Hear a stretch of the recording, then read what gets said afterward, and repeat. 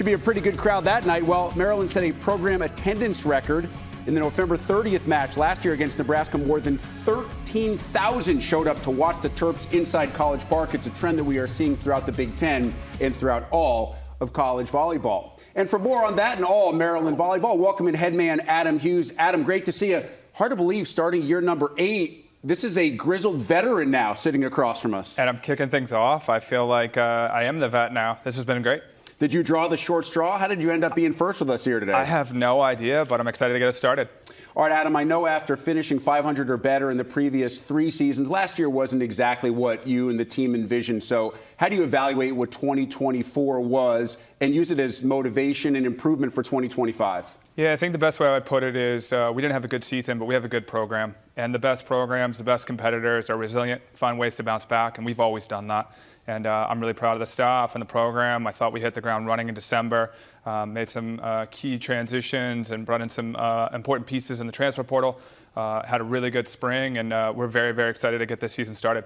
Let's start with your approach to the portal. You had 4 transfers, 3 from high major programs. What was the approach and the philosophy when you went into that aspect of recruiting? Yeah, with this day and age, we feel like we can be very strategic about what we need. We got a really good core coming back, and I think the staff did a really good job of identifying, hey, these are the pieces that we could make big contributions. And so we've been a defensive-minded team for a while. We're trying to change gears here, become a little bit more offensive-minded, especially with the way the conference is playing itself out. And, we brought in good players, but we also brought in really great people, and very, very excited for this group. I know one person who fits those descriptions for you, AJ Malual, who we'll meet just in a little bit when she talks with Elena and Holly. For those who didn't see her skill set at a previous stop, what is it? Man, we had a great opposite last year, lefty opposite in Samantha Schnitta. And, I think AJ's got some big shoes to fill, but she has the capabilities of doing that. And she's got elite skills. She's really done a good job of acclimating to the program and also letting her voice kind of take its own vibe. And I think the team's really kind of rallied around her. But she's just a warm, great personality to be around, and happy she's in our program. An Italian, and I understand she's been speaking Italian for much of the summer. Got to make that transition back to speaking English, because I'm guessing that there's not a lot of others on your team that speak Italian very well. Nobody, no. We have a Turkish player, so maybe have a chance at some bilingual, but no chance. Eva Rohrbach also here with you. How have you seen her progress throughout her career? How does she take the next step in 25? Yeah, I think that's the best model. We've got some transfers, but we have some core people coming back who have been big leaders for us, and Eva has been that. She's been a starter consistently since she got here on campus. She came here because we have a good program, but she wants to get this program to be great, and she has that potential in her. And she's also been a good leader for us, a good vocal presence in our locker room, and I'm hoping she can have a great season for us. You mentioned the departure of Sam Schnitta. You also lost a pair of Sams last year who were really impactful, and both of your starting setters. So how did you address kind of those needs, and how does it change at all the philosophy of how you envision this team playing? We had a setter of the future who redshirted last year for us, and Lily Wagner. So it was nice to have someone behind the scenes who kind of got to see how the offense was running, how the program was evolving. I think, again, back to the staff, we did a really good job of kind of reinstalling, kind of relooking at a few things. We wanted to keep the spring to be a little bit fresh and get a fresh start. And the transfers have been allowing us to do that. It's been a good opportunity to reflect a little bit. But at the same time, we haven't lost the core of who we are. And, I think Eva is a good example of that. What's it been like as a head coach in this league and as a head coach in women's college volleyball right now in comparison to maybe when you started, to see where this sport is, especially in the past 3 years, the massive rise in popularity, television viewership, put now in slots in between and after NFL games, things that I don't think any of us envisioned possible even 5 years ago? I mean, I started at Maryland when we transitioned from the ACC to the Big Ten. And at that time, a couple of previous administrations ago, they weren't going to let us sell tickets for volleyball games. They didn't know what the crowds would look like. And then to see us have 13,000 people, I think it says a lot about our program, but I think it says a lot about the Big Ten as a whole and where college volleyball is heading. And the Big Ten obviously changed drastically a year ago. Now that you have a year to look back on it, how do you think the additions of the 4 West Coast schools impacted not just the Big Ten, but the sport as a whole? I think we circled it as an opportunity to see kind of where they're going to stack up and how we fit in that mix. I thought we competed pretty well when we went out west. It was a little bit new for us. It almost felt like a non-conference matchup just because we hadn't done it before. But I liked how the team competed in the back half of our second half of the conference and got a good win against UCLA at home. So I thought that was important for us just to let us know that, hey, we belong here and we can hang. And looking at the schedule for this year, you have those 2 LA schools on the road. You also play at Nebraska, at Penn State. Those are great environments. Those are great opportunities. How do you look at matches like those as opportunities, not get overwhelmed by the environment when you know it's not just the environment, it's also the team standing on the other side of the net? No doubt. I mean, the travel is a component that's a little bit tricky, but we also realize that, as you mentioned, the sport is growing and TV's taking over some of those decisions, and we're happy with that. So, I think for us, the big thing is being mindful. We're trying to be a little bit better at realizing we have to stay fresh. And those long trips, when we go to Iowa and Nebraska, you're gone from Thursday to Sunday. You got to make sure you're taking care of your athletes. So that's a big focus for us because we want to compete. We want to get some road wins. Well, you're getting some practice already, right? The travel here wasn't exactly seamless, so you're just getting the season started, getting practice? Just getting used to things, yeah. A little bit of a delay, but again, we're just happy to be here. Yeah, arrival after midnight, still looking fresh as a daisy. When you do go to Lincoln this year, it won't be John Cook coaching that team for the first time in your Maryland career as he retires after a legendary career. What do you think John's impact ultimately has been and will be as we look at it down the road in the future? Yeah, you could go on and talk about what John did for volleyball, and not just for Nebraska, but again, for volleyball as a whole. I always respected John for the success he had, obviously the national championships, but anytime we went there, he always checked on me as a human. Before the game, he always shook my hand and always wanted to know how I was doing, how the kids were doing, and to me, that just speaks volumes about who he is. Summer always seems to go fast for those of us who don't work as much during the summer, but I imagine the next month for volleyball coaches goes insanely quickly. So what's the biggest focus as you get ready in between now and the season opener? Yeah, we usually have a week in between, but with week 0 and the new matchups, we got an extra week of practice, and we got notified that we can do that about 3 weeks ago. So we're adjusting on the fly, literally flying back and starting on Thursday. So not a lot of downtime, but again, just with a fresh group, some transfers, some key vets coming back, I think the staff and the program's just excited to get to work. What do you hope to accomplish in that period, especially with this extra practice time? Yeah, I think it gives us time, especially as we've got a fresh group, just making sure we're on the same page. And we want to hit the ground running, play Coastal Carolina and North Carolina out of the gates, teams that have historically been in the NCAA tournament. That remains a goal for us. I look at the conference and there's different levels. There's the elite groups, there's the championship groups, and then there's the great ones that can make tournament runs. And that's what we want to get to. We haven't gotten there yet, but we're hoping to. Adam, let's finish here. We all ultimately define success by wins and losses. As I mentioned at the top of the show, only one team at the end of the year truly finishes exactly where they want to be, and that's the national champion. For you and this team this year, how do you think you'll ultimately define your success? Yeah, we want to be in the top half. That's a big thing for us. I think 9 to 12 teams should be in the tournament. I think that's something that the conference should be pushing for. And, that's a big thing for us. We're putting the bar high, and we don't want to lower our standards. Even though we had a down year last year, like I said, we've got a good program and want to be a great program. Adam, as always, we appreciate the time. No surprise, the players that are with Maryland, we already talked about who they are, but now you get to know them a little bit better as we send it over to Elena and Holly. Thanks so much, Rick. We're joined now with AJ Malual and Eva Rohrbach. Thank you so much for joining us. Welcome to Big Ten Media Days. What are you most excited about being here today? Oh my gosh, I mean, for me, it's so new. It's my first time in the Big Ten, so this is just amazing. I was very much looking forward, and I'm excited. Yeah, I'm so happy to be here. It's an amazing opportunity to see players you see across the net and just see them as people and hang out with them and just talk volleyball. AJ, for you, when you think of Italy, you think of great food and now gold medal volleyball. How has the transition from playing in Italy to playing in the United States been a challenge for you? I mean, it has been a big transition, not just for like cultural reasons or, language, but also like the style of playing volleyball. And so I feel like it has been such a beautiful experience for me because I feel like I have something extra in my luggage of experiences in life. And so I get to see how, people in America play, I feel like the speed of the ball is a lot faster. So you gotta adapt pretty fast. And I feel like it kind of taught me to adapt to change very quickly. Have you found any good Italian food here? I mean, not yet. Okay. But Chicago pizza style is really good. So okay. Credits to that. Eva, for you, you're known for your blocking. What is your mindset in the Big Ten? You have to stop the best hitters in the country heading into a match.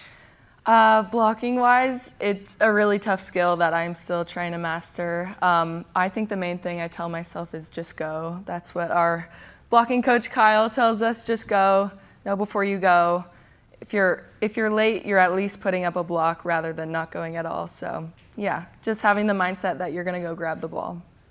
AJ, you're new to the Big Ten this year, new to Maryland volleyball. Welcome. I'd love to hear a little bit more about your decision to join Maryland volleyball and what you're most excited about with playing in the Big Ten this season. Yes, I feel like I have been traveling a lot. I've been changing team pretty often, and I feel like I got to see what the SEC is like, and I learned so much from it, but I only got to see the Big Ten from the screen, and so I'm really excited to actually step on the court and play against this huge team that, I've always seen on television, and I'm really excited about that.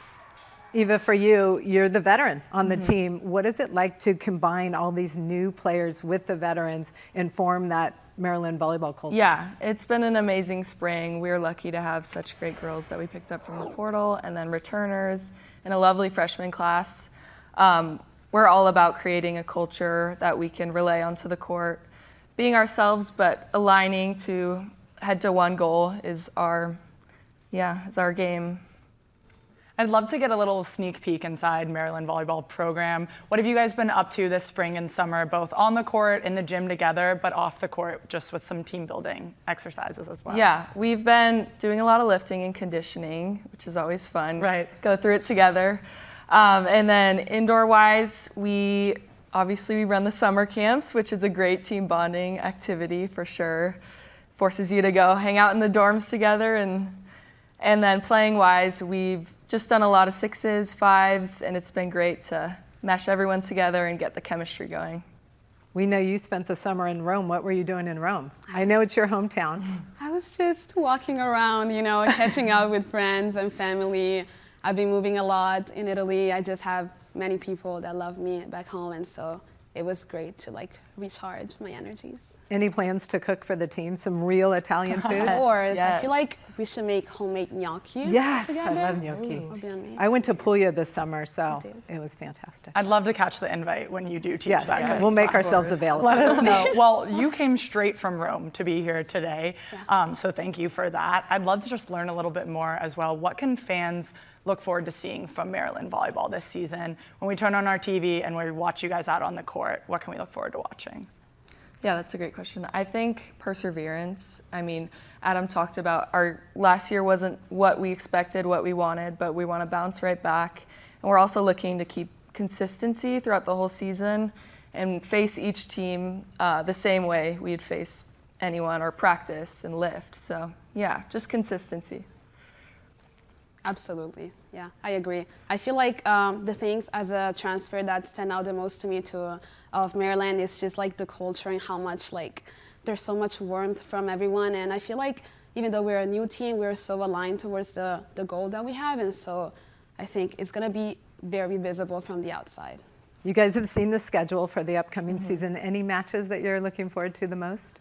I'm very excited to go to the West Coast. I'm from San Diego, so have a ton of family and friends out there and grew up watching UCLA and USC, so always a great opponent.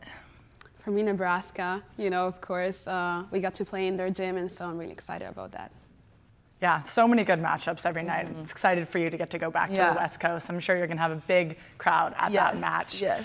What have you guys been working on individually in your games in this past spring, summer, just some skill sets that you're really focused on enhancing this season?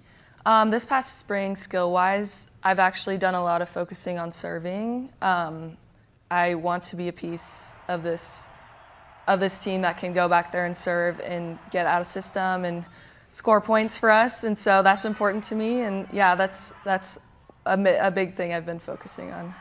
Yeah, I've been working a lot on the things that I'm not so strong at, so blocking or even just staying consistent. I feel like the Big Ten, of course, every team has a really high block, and so I have been working a lot on swinging high, but also staying consistent in doing that and not having too many up and downs. Eva, to touch on what you just said about your serving, what comes with serving is some defense, that left back defense. Yes, Do you take pride in that? Yes, I love getting the chance to play defense. It's the best part of the game for me. I love when a middle It's blocker amazing. makes a big Yes, dig. it's so much fun. Eva, you've already played for Coach Hughes for a couple seasons now. AJ, you've got to know him so far joining the program. What's your favorite thing about Coach Hughes and playing for him and just what he's done with this Maryland program? Yeah, he's very balanced. Like, he sees us first as humans, of course, cares about us as humans before volleyball players, students before volleyball players, all of that. So you really feel very loved at this program, and it's exactly what I was looking for in a program, and I've had it so far.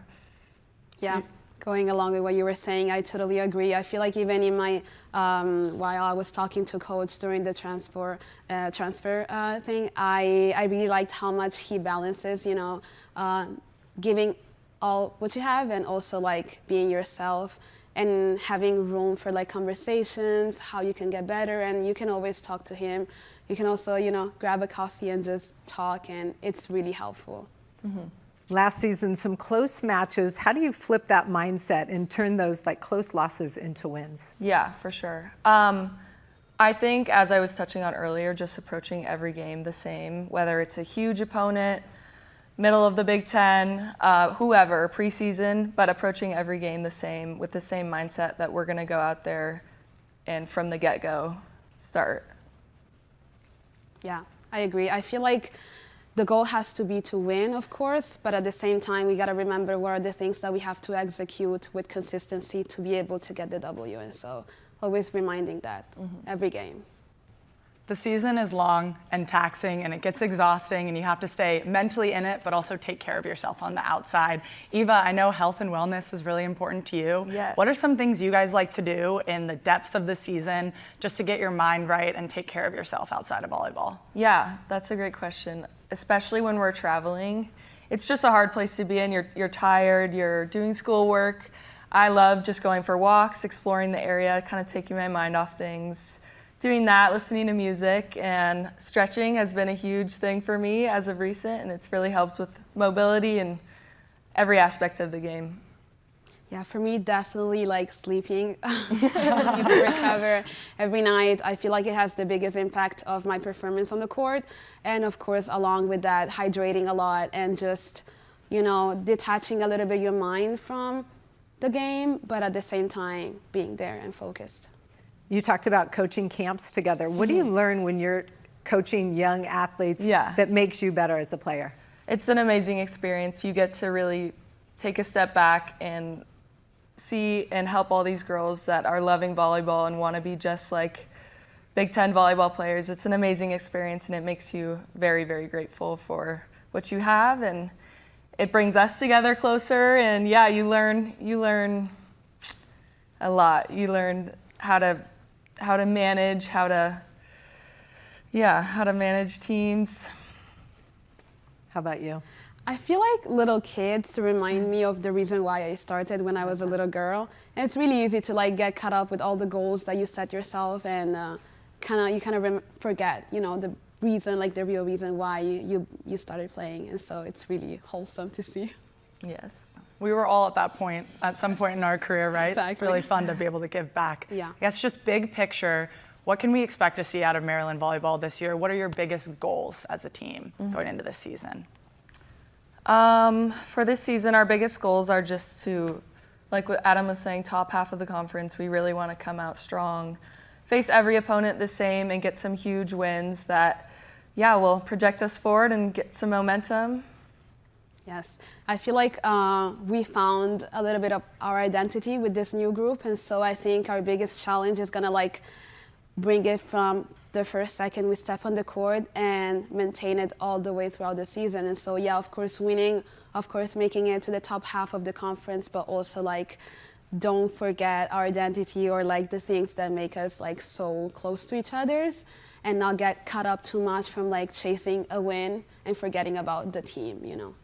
Absolutely. Well, AJ, Eva, thank you so much for spending some Thank you time for with having us us. and giving us a preview into your season. Enjoy the rest of your day at Big Ten Media Days. Thank you so Of much. course. Nothing quite like summer in Chicago, and nothing for Northwestern quite like having volleyball media days just down the lake. Shortest commute, obviously, of everybody. We're about to chat with Tim Nollan, about to start his second year with Northwestern. And one of the strengths of this team, the key returners that they have from the attack mindset on the pin. You see 3 different players from last year's roster averaging over 1.5 kills per set from that position. But it's not just all about those returnees. You have to influence and impact the newcomers as well. Ayah Elnady over 3.25 kills per set a year ago at Kansas. Campbell Paris as well at South Carolina. And Bella Bullington, one of the highly rated youngsters coming in to this Northwestern program. Television schedule was released earlier on Monday, and you see the Cats on the big screen 3 times this year here on the Big Ten Network. Late September against Indiana, against Michigan in mid-October, and then late in the year taking on the Purdue Boilermakers. So with all that Northwestern information now in hand, welcome in second-year head coach Tim Nollan. Tim, we did this for the first time a year ago. So for you, how different has this summer felt in comparison to last year when pretty much everything was brand new? Well, this summer for sure feels a lot slower. We're not scrambling, trying to put together a roster still. You know, we're really comfortable with the players we have and the training we got to have all spring, and I think we're in a good position for the coming year.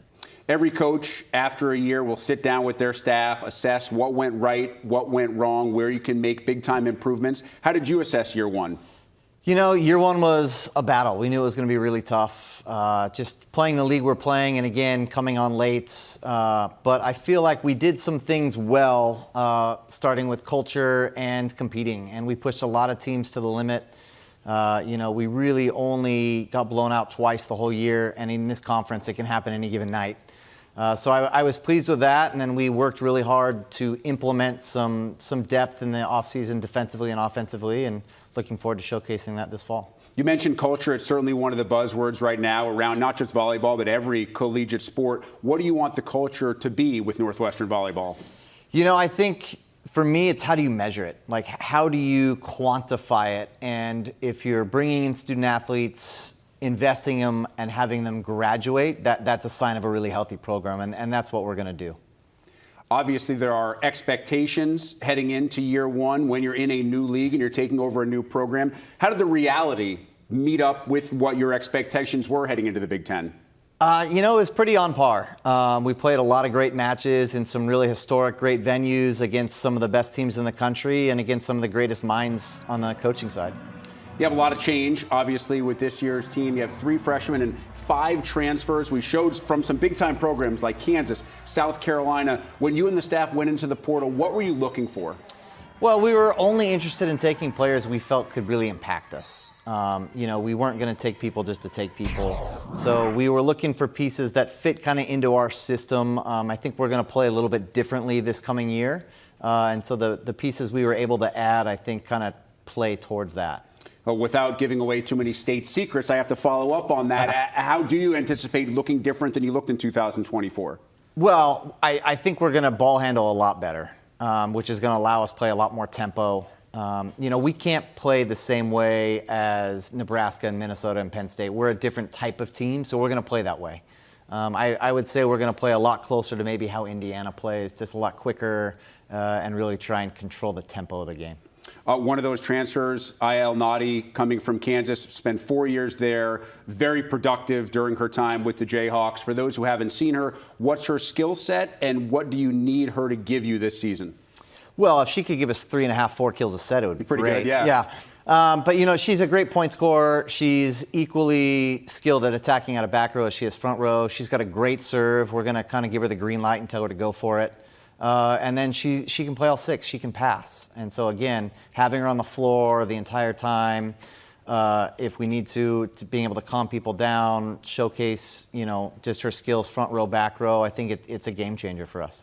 As one of the top academic schools in the country, I know Northwestern is unique in its requirements as well. How does that kind of impact what you and your staff do, whether it be in the portal or in the traditional recruiting window? Sure. I mean, Northwestern is Northwestern, right? We're a top 6 academic school in the country. We're really proud of it. And we're not going to sacrifice it all to bring in student athletes. So for us, you know, one of the first questions we're always asking is, do you understand the academics at Northwestern, and can you send me your transcripts? And I'm assuming the answer is typically yes, otherwise they're not part of your program. Sienna Noordermeer is here as part of your program. What will her role be both on and off the floor in terms of production and leadership this year? Yeah, Sienna is one of our voted captains, and so she is obviously guiding us in that way. She's a setter. Right now our gym is a complete green light. Everyone's competing for time, so Sienna and Ayah both got to get in there and practice, starting on the first and get after it and try and earn some time. But I think just their leadership, having been around it and been in it, is really, really impactful for our team. I know player-led teams are what every coach wants, but specifically when you get into this league and you have to deal with the level of competition that you have to deal with, you're going to go through rough times. Almost everybody does, save perhaps Nebraska and Penn State the last couple of years. So how much more critical does that player-led run team become when you go through those rough stretches? Oh, it's imperative. I mean, to be able to have senior leadership that the team can lean on, that the staff can lean on, to have that bridge between the team and the staff, to help kind of reset and refocus, because after every match, it's a reset. The sun's going to rise again the next day, no matter how you did. You're going to move forward. Okay, what went well? What can we do better? Who do we have next? Okay, how do we draw it up? Let's go get a W. And, having those older kids that can help keep everyone going the same direction is really imperative. Discussed Ayah and Sienna a little bit in terms of their skill sets already. What other players, be they returnees, transfers, or even freshmen, do you expect to have an impact, perhaps even immediately for you? Man, we're going to have so many kids on the floor. It's really exciting. I think Busboom had a great year last year attacking for us, obviously led us in points. Drew Wright, Gigi Navarrete, both ball control pieces, fighting for that libero jersey, but both had incredible springs. Their perfect pass percentage went up a great deal. Rylan Reed had a great year on and off for us last year. She had a really, really productive spring. Lauren Carter, our other setter, going to be a senior as well. Really connecting well with Campbell Paris and some other pieces throughout the spring. So there's so many people that are going to be able to contribute, but it's going to take all of us. There's no easy night in this league. It's a lot of players to get into a rotation. Would that be the goal, for you to get as many different athletes on the floor as you possibly can? No, the goal is going to be to win. And then how we create that formula is going to be up to us during double days. I can see it having a lot of people rotating through. I can see it being matchup based. Hey, tonight we got to play this way. Tomorrow we need to play this way. But the goal is to win. You obviously have a bit of a West Coast background, having spent time at USC as an assistant, then at Grand Canyon before this job. Last year with USC, UCLA, Oregon, and Washington joining the league, we all tried to envision how it would change the Big Ten and what it would look like. Having lived through it, what did you think about the transition? I enjoyed it. I just enjoyed more high-level volleyball matches. The more, the better. I think it also brings, the league more coast to coast, which increases viewership, in my opinion. The Big Ten, hands down, the best league in the country. So adding those top West Coast teams, I think, only made sense. And as I glance at your schedule, you make a road trip to USC this year. Have you thought yet about what that will feel like for you as the head Wildcat? Yeah, it's going to be fun. It's always great to go back to old stomping grounds. I'm an SC alum from back in the day before I coached there. There's already, the ticket requests are already coming through like crazy, but we're going to have a strong presence there for the Cats, and I think it'll be fun. Talk about ticket requests, you talk about TV viewership, you talk about popularity. Tim, it's changed so much since you started coaching. How does volleyball stay on this upward trajectory in terms of both its popularity and its visibility? Well, I think first and foremost, we have to continue to invest in the student athletes, giving them the opportunities to showcase their talents on TV, and investing them on the court, off the court. I think that's the biggest path. The reason it's popular is because of them. It's not the coaches. Everyone wants to see the student athletes. I think the Big Ten Network has kind of led the charge in that, and we're really, really proud to be part of it. Yeah, we're proud of that as well. From a coach's perspective, what's the most enjoyable part of being along for this ride? Just watching the growth of the game. Watching little kids coming out and knowing who players are and wanting to emulate them and wearing their jersey in the stands and just watching that, I think, is really, really special. You have a somewhat backloaded road schedule. I believe 6 of your last 8 matches this season are away from home. So how much more critical does that make it that you guys are able to have success in Evanston in the early and mid portion of the conference schedule? Well, I think you have to be able to defend home court, especially in this league. Every match is tough. If you got to win the matches you're supposed to win, you got to try and steal a couple. I think if you're going to steal them, you got to definitely try and steal the ones at home. What was it like from a coach in this conference? I know you weren't part of it, but to watch the Final Four, to watch that epic match between Penn State and Nebraska, and then to watch Penn State bring back a national championship to the league that you coach in? I think it's great for the Big Ten. You know, I think we can have 3 to 4 teams in the Final Four every year, depending on brackets and matchups and things like that. And it just validates that, again, this is the best league in the country. And, you know, to have stood toe-to-toe with both those teams in the fall made me feel pretty good about our efforts. Tim, I do want to ask most coaches who sit down here with me today and have coached against or spent time with John Cook, who obviously announced his retirement earlier this year after a legendary career at Nebraska, what he has meant to either you directly or to the sport of volleyball as a whole. Well, I think to volleyball, he's been incredible for the growth of the game. You know, he was such a pillar for such a long time and bringing the sport forward and pushing it to new heights. You know, he came to Evanston last year, walked over, checked in on me, you know, asked me how it was going, anything he could do to help. That's just kind of who he was. But I think for the game of volleyball, he's done so much for it that we're still going to be talking about him in 10 years, 15 years. Tim, I do want to wrap up with your team and your approach over the next couple of weeks as you get ready for the opener. Where's the biggest focus for Tim Nollan and Northwestern volleyball? Developing student athletes right now. We are going to spend a lot of time training, going through offensive systems, defensive systems, breaking down skill positions. We have a little bit of time. We don't play that week 0. So we're going to really use it to kind of slowly ramp up and train and hopefully have a healthier student athlete. Tim, as always, great to catch up. Wish you the best of luck this year. Thank you very much. Appreciate it. All right, let's get to know your student athletes a little bit better. And for that, we send it over to Elena and Holly once again. Thanks so much, Rick. I'm so excited to be joined by Ayah, Elnady, and Sienna Noordermeer. Welcome to Big Ten Media Days, just down the road for you all to be here. What are you most excited about being here today?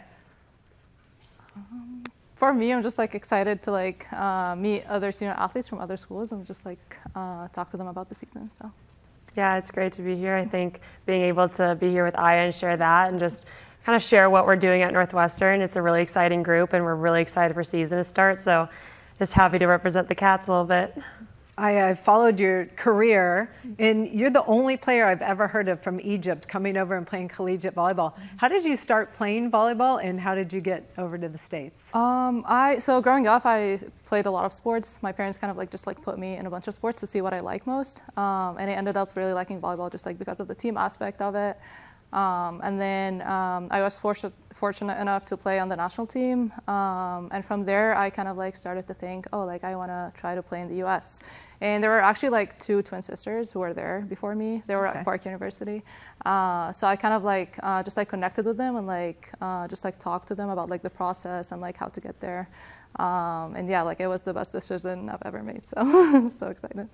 Love that. Yeah. Sienna, I've followed your career since you started at Northwestern as a freshman. How have you just seen yourself grow as a student athlete, both on and off the court, since coming to Northwestern? Yeah, I mean, Northwestern has definitely been a challenging environment and has had me stretch myself both athletically and academically. I think I've accomplished a lot academically and learned so much and hopefully setting myself up for a successful career. And athletically, I mean, getting to know these girls and learning from everyone who's walked through those doors with me and just being able to figure out the Big Ten environment and balance everything. You learn a lot in our challenge, but I'm just really proud of being able to go through it and go through it all with these girls and grow with them.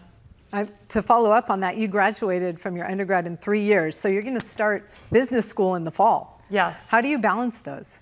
Yeah, I mean, it's definitely challenging. I love both, and I am always going to do whatever I can to be the best I can be at whatever I do. And I'm really lucky that Northwestern has such incredible support and academics at the same time. And I'm really excited to start the Kellogg program. I've heard amazing things about it. So it's a great opportunity that I'm willing to capitalize on. Ayah, you had a very accomplished career at Kansas, and we're so pumped to have you now in the Big Ten where we get to cover you. What led to the decision of you coming to Northwestern and deciding to spend your last season here? Yeah, so I mean, I had a great time at KU, but I think I got 2 degrees from there, so it was the right time to move on. But it was such a great experience. But I chose Northwestern because like it just like offers everything that anyone could be looking for. You know, like it's one of the best academic schools in the country. The campus is beautiful. We have amazing facilities, and then the coaching staff is just amazing. So I feel like it was an easy decision to choose Northwestern. And how familiar with the Big Ten were you when you were at Kansas? Yeah, I mean, pretty familiar. You know, like it's always so competitive, and like it's always so fun to watch teams in the Big Ten compete against each other. So I know how competitive the league is, and I just can't wait to start season.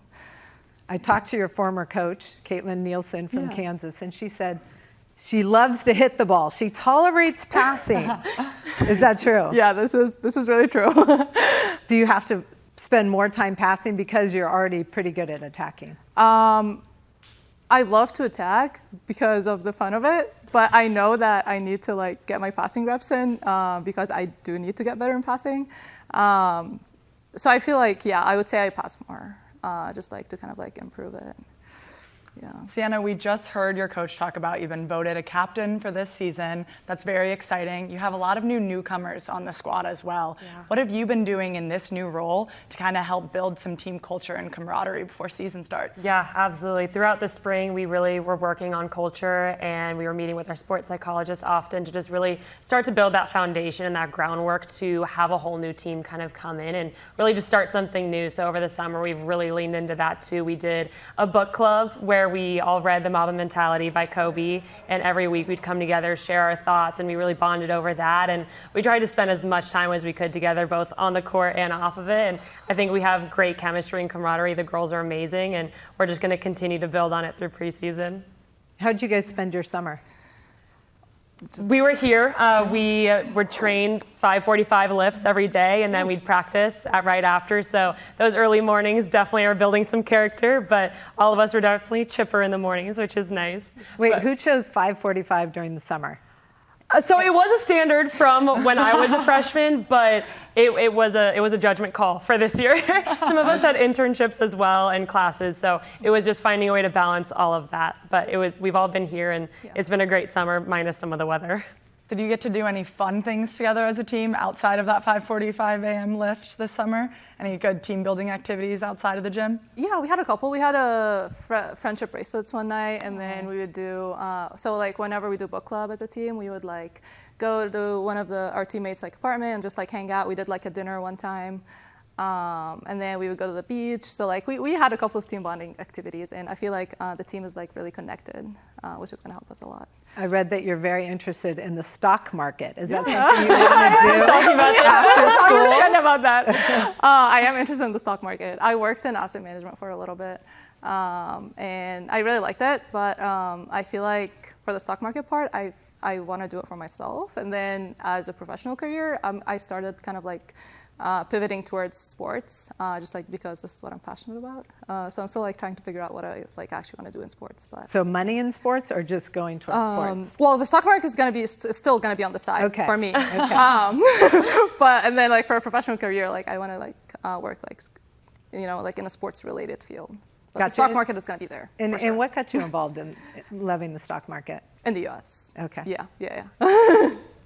Well, Sienna, I know you're also very academically driven, so we could talk about your internship as well, but I'm really intrigued in just learning, you've played so many different roles since your career started at Northwestern. You battled through injury, redshirting, and then just differing amounts of playing time. Now you're stepping into a leadership role. How have you been able to stay grounded through it all and just kind of embrace those different roles you've played? Yeah, I've learned a lot with each one of them, and I think that's a unique position to be in, to be able to have a bunch of different roles and wear a lot of hats. And I mean, in coming to Northwestern, I always wanted to make an impact in whatever way I could and whatever role that meant. And that starts with working as hard as I can every single moment and trying to lead by example. And then from there, if I build up, and now I do have a little bit more of a leadership role. So just trying to empower my teammates any way I can. But it's all team first, just wanting to make the program as best as it can be. And I've just learned a lot the past couple of years, but grounded in how much I love the sport and how much I want to accomplish.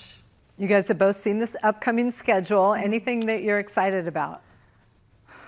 Any particular matchups? Or I'm excited to go home a little bit, have a little hometown crew, hopefully, and play some of the California teams. It'll definitely be a surreal experience.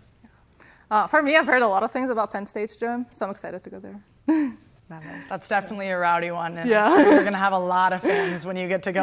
Yes, big crowd there. definitely. Give us a little bit of a glimpse inside of what makes Northwestern volleyball special, just what your team culture is like, and kind of a recruiting pitch of sorts if you were talking to a high schooler right now. What made you guys come to Northwestern, and what makes your team special?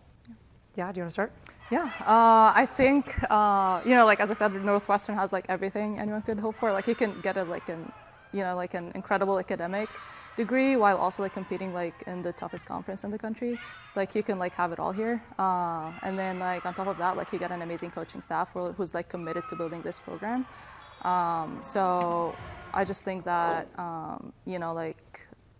it's just like such a all-rounded place to be, so. Yeah, I think from the top down, starting with Mark Jackson, our AD, and to Tim, and then the girls too, everyone's just committed to being excellent in everything, and academics, athletics, and supporting each other around that. And I think that's just an incredible environment to be in and be challenged like that. And I've learned so much just from everyone that's around me.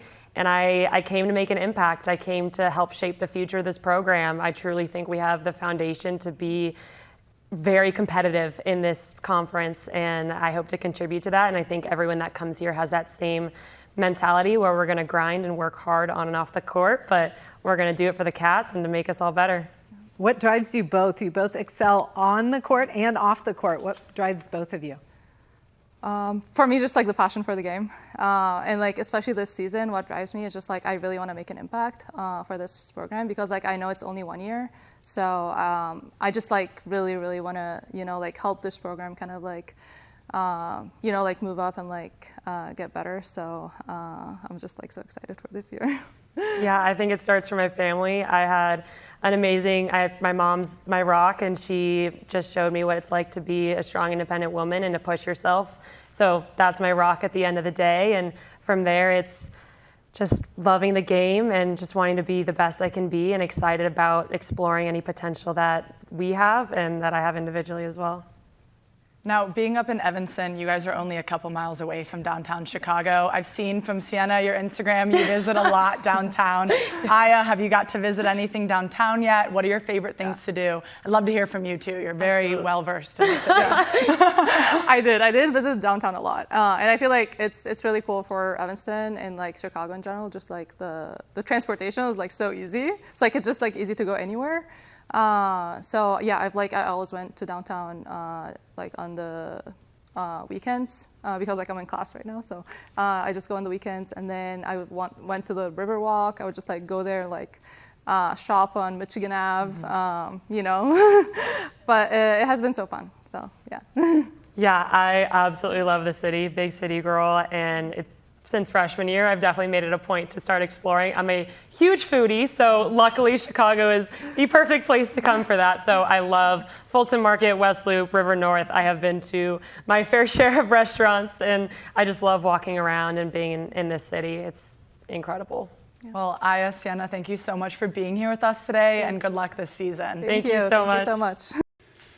One of my favorite graphics we'll show you throughout the course of Big Ten Volleyball Media Days as we work our way through the Rutgers roster and show you just how worldly the Scarlet Knight roster is. We have Texans, Floridians, Serbians, Cornhuskers, Arkansans. We have Michiganders, a couple from Ohio. We have a Canadian. We have a Hoosier, a Georgian, an Alabaman. One player from the state of New Jersey on that roster. And yes, that international flavor, as you see there, both Serbia and Canada as well. Caitlin Schweihofer is in charge of all those different players and all those different flavors. Welcome in. That's kind of cool. We should send that to you and your staff for recruiting purposes. I know. This is definitely my vision coming to life, so I like seeing that on screen. How did that come to be recruiting and landing so many different athletes from so many different states and countries? Yeah, well, when I took over the team, it was heavily international based. And so for me, I really wanted to build the brand domestically. And we've spent the last 5 years doing that, forming relationships with a lot of different clubs, club directors, and then really trying to hone in on different areas of the country that I had relationships with, or my staff had relationships with, and now my players have relationships with. So as you can see, there's a few pockets that we have multiple players from, but it's just showing how much the Rutgers brand is expanding throughout the United States. All of this with the goal to be to win at the end of the day. And I know that there weren't enough wins for you and this team in 2024 to be satisfied with. So as you look back upon what was a challenging year for your program, what do you take away spinning forward into 2025? Yeah, I've kind of told anyone that has asked me that same question that we were almost the JV team playing the varsity, because we had majority of our team were freshmen and sophomores, and still having the fifth years, you know, that was something that was a big challenge. When I first took over this program, I never anticipated players playing for, 5-6 years. And so it was a great experiential year for us. There was a lot of different challenges that were in front of us. And if you look at not just the win and loss record, but actually the scoreboard of how much more competitive we were in certain matches and how we actually won a ton of first sets. And it tended to be towards the end of the match where things fell off, which can happen with a younger team. So I think this group now has taken last year and those difficult losses into a really confident presence for this upcoming season. Do you feel like you have already seen that maturation process taking place with some of those younger players as they get a little bit older, understand maybe more than just the physical aspect of the game that they're playing? Absolutely. This team is closer than ever, and this is finally the first year where everyone has been recruited by me and my coaching staff. So there's definitely that relationship that was built before they even got into Rutgers that makes it a lot easier to talk about things that are not just volleyball, but things that are also off the court. We took a foreign trip this year, which is a great jumping off point for this team. And it was the first ever foreign trip that Rutgers volleyball had ever taken. So it was something that was really, really special and a goal of mine that I had from when I first took on. But we played a lot of professional teams and even the U21 Italian team, and we were able to take a set from them. And so it was really great experience. Tell us more about the trip. Where were the places that you went? What were some of the best experiences? Yeah, we started in Serbia, so we got to go to the hometown of Emma Grimanov when she really enjoyed getting to meet her family, who I had never met before. And then we made our way to Slovenia, Croatia, and ended in Italy. So it was a wonderful 10, 12-day trip. What did you think about the level of volleyball that you guys played over there and the competition that you faced? All different levels. So we played some younger teams, and then obviously playing that U21 Italian team, which has a lot of professional players within it. We got to really, really see, and that was our last match of the trip. So we won a ton, and I think that built confidence, but also getting to be challenged at the end was really important. Let's talk a little bit about the players that you have with you today. We start with Kenzie, Dyrstad. Mm-hmm. What are you expecting from her, both in terms of production and leadership for your team in 2025? So Kenzie played the libero role last year. That's something that she'll compete again for this year as well. She was named a captain as a sophomore, so she will continue on that role into her junior year. Lexie, who's with us, will also be a captain for this season. And so I think that Kenzie getting the playing time that she did over the last season, having the libero jersey pretty much the entire season, now she's really confident in that role. Lexie, she's played a bunch of different positions in terms of defensive specialist, outside hitter, and now this year she's really honed in on being a true 6 rotation outside. She almost broke the ace record for us last season, so I think that's a huge goal for her this year. I was going to say, in addition to her being a phenomenal server, what other areas do you need to see maybe her take a next step to become the player that she's capable of becoming? Obviously scoring, right? Kill percentage needs to go up. Last year we were really successful from a serve and pass ratio. Our blocking numbers were outstanding. Natalie Robinson broke our blocking record as a freshman, and she is returning this season as well. We added really quality transfers on both pins, on the outside and the right side. So I think that was in lieu of us needing to score more points. Obviously to win games, we've got to score more points. So that's something that we really focused on, was our offensive tempo and what type of system we wanted to play over this spring. I think Exhibit A of just how young you were a year ago, both players that represented your school here at Media Days a year ago are actually still on your roster. Still on the team, right? Zora Hardison and Allie Bareilles. So what do you expect from those two, as I don't want to say grizzled veterans, but they're players who have now been through it and done it for you for multiple years? Yeah, we only graduated one starter this past season. Obviously, Alyssa Kinkilla was a huge presence offensively and defensively from a blocking standpoint. But replacing her was something that we knew was going to have to come on the opposite. But Zora has really gotten super comfortable both in front and behind the setter. She's an outstanding blocker, and adding Corey Crocker, who played middle at Michigan, onto our staff, and she was also in the national team gym. She's taken an interest in helping develop our outsides, or excuse me, our middles and our pins. Everyone goes into the portal these days, but your journey was a little different because you have 5 transfers incoming, 4 from major conferences, but I think only 1 actually played indoor last year. So how did that kind of come about? Well, actually, the opposite of that. So we have 1 that played beach. 1 that played beach. Yes, I'm sorry. that's 1 okay. played beach. And she's a local from New Jersey, so that was something that was really exciting. She was on the ones pair at Washington, Yep. and what I was really interested in Lauren was because her partner, wherever she was always younger. She was always the more veteran player, and I thought that she could really bring that leadership dynamic onto our team. And her parents have been at a lot of our games in the past when she wasn't even on the team, so I love having a local player. And then the other transfers, they bring the experience of the leagues they played in and the conferences they played in, and now try and translate that into being successful in the Big Ten. So I wouldn't say that we are the tallest team in the Big Ten. I wouldn't say that we are the oldest team in the Big Ten, the most experienced, but I was actually asking one of our players the other day for a mantra for this year of like what we think, and we really are such a team. And our key to success this year is really just out-teaming the other players in the Big Ten. So is that the mantra, to out-team? I think so, out-team. I like it. Does that have a hyphen in it, or is it one word? I don't know. We'll see. We'll see what it says on our warm-up shirts. The graphics people are ultimately going to have to know before they can put it on at Rutgers games. I like to talk schedule with everyone. There are rough stretches for everybody, but you guys open conference play at Minnesota and at Wisconsin. You're followed by a 2-match home set that includes a visit from Nebraska. So the start is going to be really tough inside league play. How do you kind of approach it like that when you look at a 4-game span and it could, in one way or another, be something of a tone setter for your conference season? Yeah, I scheduled our non-conference schedule leading into that in a way that prepares us to go over 500 on the season. That's something that we have not done in the past. So that's really a key program goal, to at least be eligible to have a chance to make the NCAA tournament. So that's what our non-conference schedule looks like. And then leading in with those 2 matches, 3-4 matches right away, obviously that is a big challenge, but there's a lot of exciting things. We're selling tickets for the first time ever in Jersey Mike's Arena. So we're in line with the rest of the league and conference doing that. And so, I think this team is ready to face any opponent that's on the other side of the net. It's less about the name. It's more just about how we prepare ourselves to play them. I'm glad you brought up that 500 conversation, because it's now a conversation that we've been having for a couple of years. Inside this league, it is so tough. And if you decide to play a tough non-conference, you put yourself in a position where even if you play well in this league, you could be an RPI team that is absolutely worthy of getting into the NCAA, but not get in because of eligibility rules. How does that conversation continue when you start to look at the evolution of what conferences like the Big Ten have become?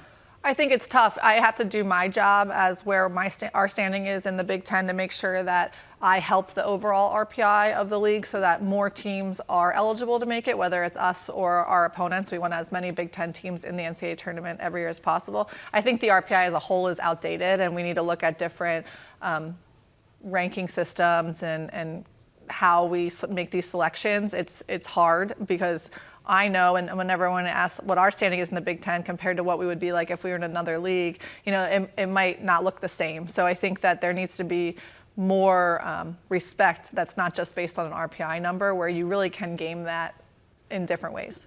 I want to go back to Jersey Mike's and selling tickets for the first time and feeling like you have a home environment where it is not just a home court advantage, but a place where people want to go and spend their evenings and their free time. What's that felt like as the kind of momentum, not just with your program, but as women's volleyball as an overall sport that people are enjoying, whether it's on TV or in person, has improved?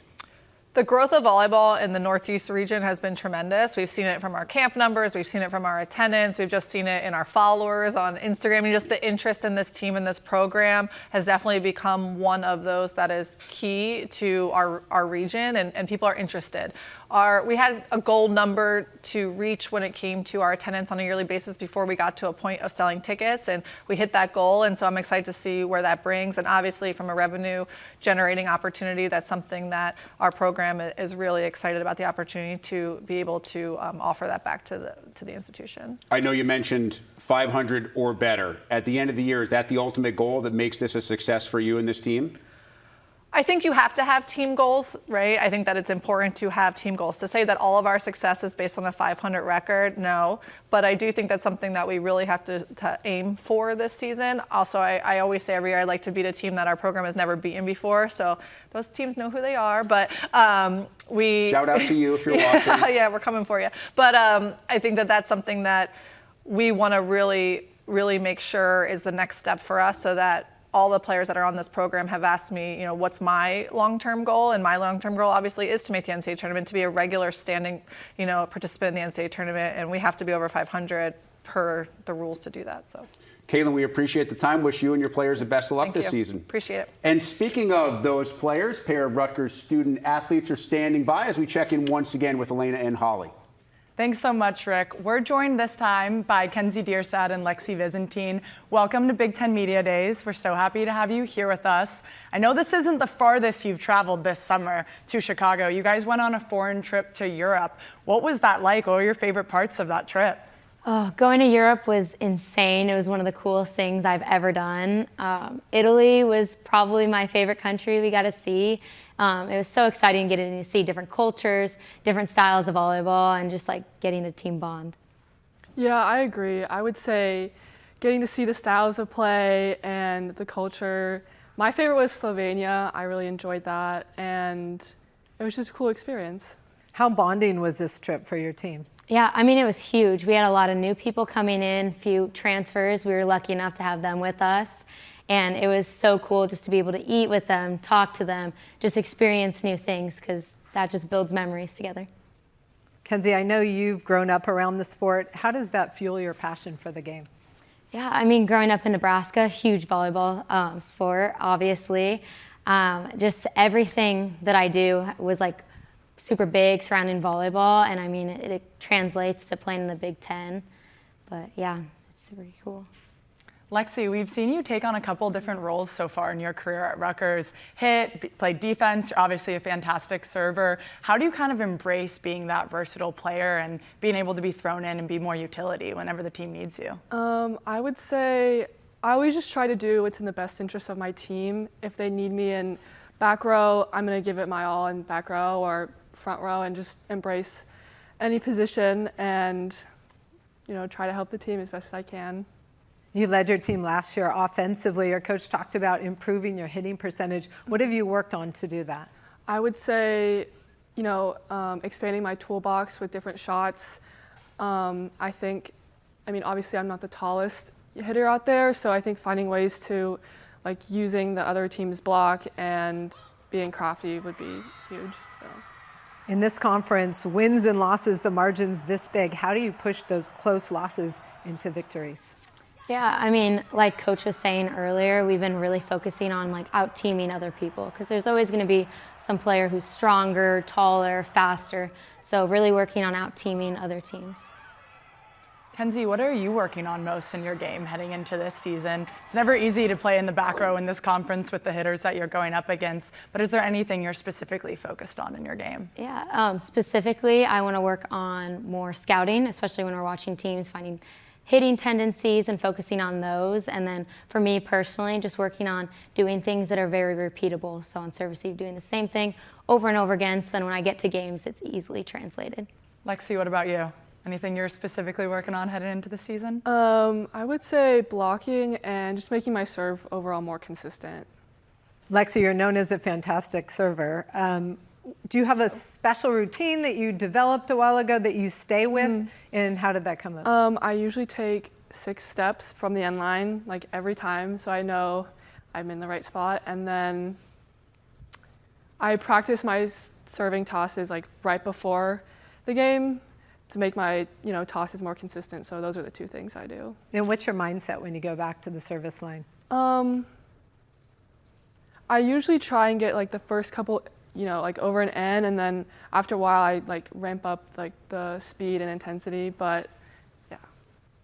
Having played in this conference for a couple years for both of you, are there any matchups you're most looking forward to on the season? I know obviously it's one match at a time, but Kenzie being from Nebraska, I have to imagine going back to Nebraska is up there. I'd love to hear from both of you if there are any specific matchups? Yeah, well, obviously, like you said, Nebraska is always a big one for me. All my friends and family will text me back home whenever we're playing. But, I mean, honestly, any team in the Big Ten is super cool to play against. You get to play against some of the best teams in the country. So, honestly, any of them.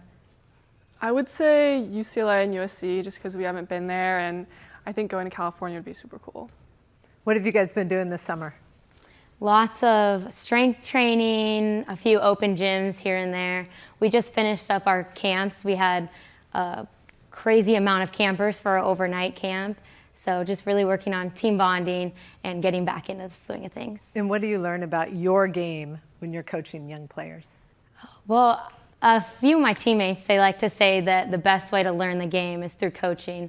So just like noticing like technique things, I think that's really huge. And especially when you're watching little kids and they don't always like to talk all the time, like it really like amplifies how important it is to like talk when you're playing. Did you coach as well? Yes, but I also did an internship this summer, which I think was a good experience for me in like the corporate world. So I was really grateful for that. Tell us about that. Well, the company's called iConnective in New Jersey, and I was just doing research for their customers and building like a portfolio for them. So I really appreciate their patience in welcoming me. So yeah. Nice.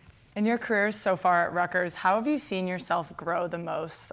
Thinking back when you were a freshman and you first walked on campus, either on the court, off the court, as a person and a player, how have you grown the most? Yeah, I would say I've definitely grown in my confidence in myself and who I am as a person, especially moving very far away from home. I kind of had to figure out how to live by myself. I'm not with my parents anymore, so just figuring out how to be independent in those situations. Yeah, I would agree. I would say the mental aspect of the game, I've grown a lot in. Like when I was a freshman, I think it was a huge shock playing in front of like so many people, and I would get really tense, but now I feel a lot more confident when I step out there, and yeah. Your coach talked about you guys being on the young side last season. Now you're a little bit older, a little bit wiser. You are both captains. What are you trying to tell your team coming into this season to kind of get over that hump and get it over 500? Yeah, especially in open gyms, we've been really trying to harp on doing the little things now in practice. So especially when you're playing in front of thousands of fans, you can be able to repeat and do the same things that you've been doing in practice. And you can use the practice reps as confidence to fuel you for in games. Mm-hmm.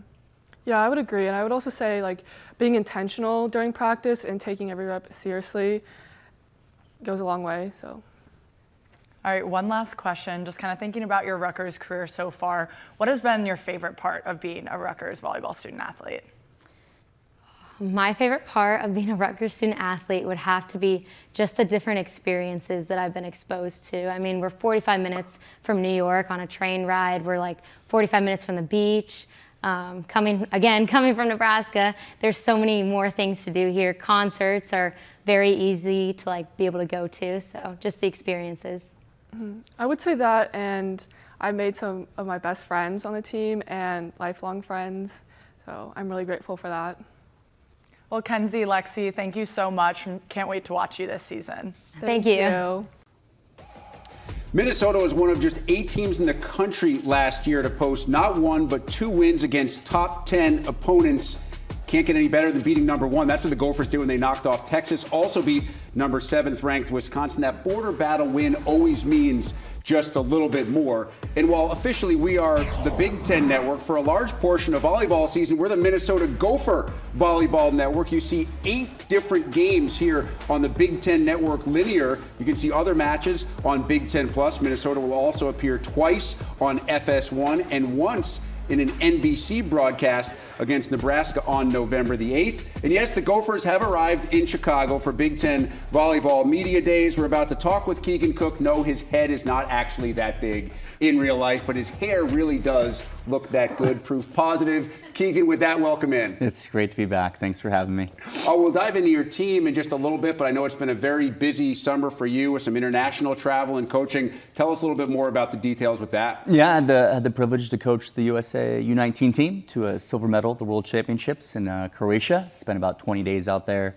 Had a chance to coach some of our country's best, including two of our Gophers, Jordan Taylor and Kelly Kinney. So just a wonderful shared experience traveling. There's nothing like it, and represent your country. It's a special feeling. So thankful for that time. And an amazing place to go visit. I was lucky enough to be in Croatia a couple of years ago. Some phenomenal cities and views, unbelievable food. What were some of the best off-the-court experiences that you and the team were able to enjoy? You know, just showing them that culture.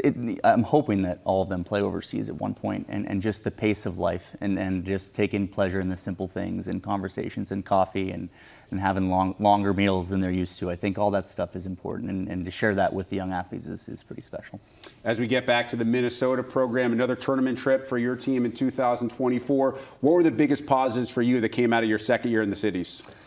Yeah, there's obviously two big moments, right? I think in a 10-month period, we went from the 2023 season of losing a tough match, in Maryland, New Jersey, and then 10 months later being the #1 team in the country. I mean, talk about a transformation in a short period of time. And then winning our first border battle at home was something special to give back to the community. So just glimpses of what we expect to come in the future. And I think I'll hopefully always remember it as the good that precedes the great. I was joking that it seems like it's longer than just your third season, but it really is kind of the infancy of your coaching career in Minneapolis. How much more comfortable, I don't know if easy is the right word because nothing in this league is ever easier, but how much more familiar does it feel with each passing day? It feels like home, and you're right. The time works funny when you're at home. It passes by more quickly than you realize. I think what I've loved most is how great the athletes have gotten in our gym at learning, and just how much progress you can make when you've got real trust with your student athletes. And then the job starts to get pretty fun, which is where we're at today. Your team is very highly regarded in the preseason. I think one of the big reasons why 3 of your top 4 hitters are back, including Julia Hanson, just coming off an absolutely phenomenal season. And I think she's a player, not just in the Big Ten, but nationally. A lot of folks who cover this sport expect her to become something of a household name this year. How has she evolved, and how does she get even better? Yeah, it was a big moment for her. We talked about it in the spring of 24. We just said, hey, most players miss their moment. I don't want you to miss yours. And I told her, hey, I can't protect you once the season starts, so we got to do all the work now this spring. And to her credit, Julia has been probably the most coachable athlete that I've had in Minnesota. And most athletes are agreeable, but being coachable is different. Hearing no from your coach and making the most of it, telling your coach no sometimes, and then making the most of it. I'm just very thankful. I wouldn't have seen that. I don't think she would have seen that in our first 3 months together, that she would be kind of one of the biggest points of success in this transition. So she's got big goals ahead. I'm very thankful that she was named an All-American Honorable Mention, which we both didn't think was appropriate. And so I hope she's got something to show this year for everyone. How important is that to a player's growth? Not necessarily just to talk back to a coach, but to feel confident enough to share your views and not just accept what the coach or the staff tells you as being gospel? It's just more rare than you realize these days. With young talent, when they're young, everyone wants them on their team. They're a rare commodity, and so they get managed. They don't get coached.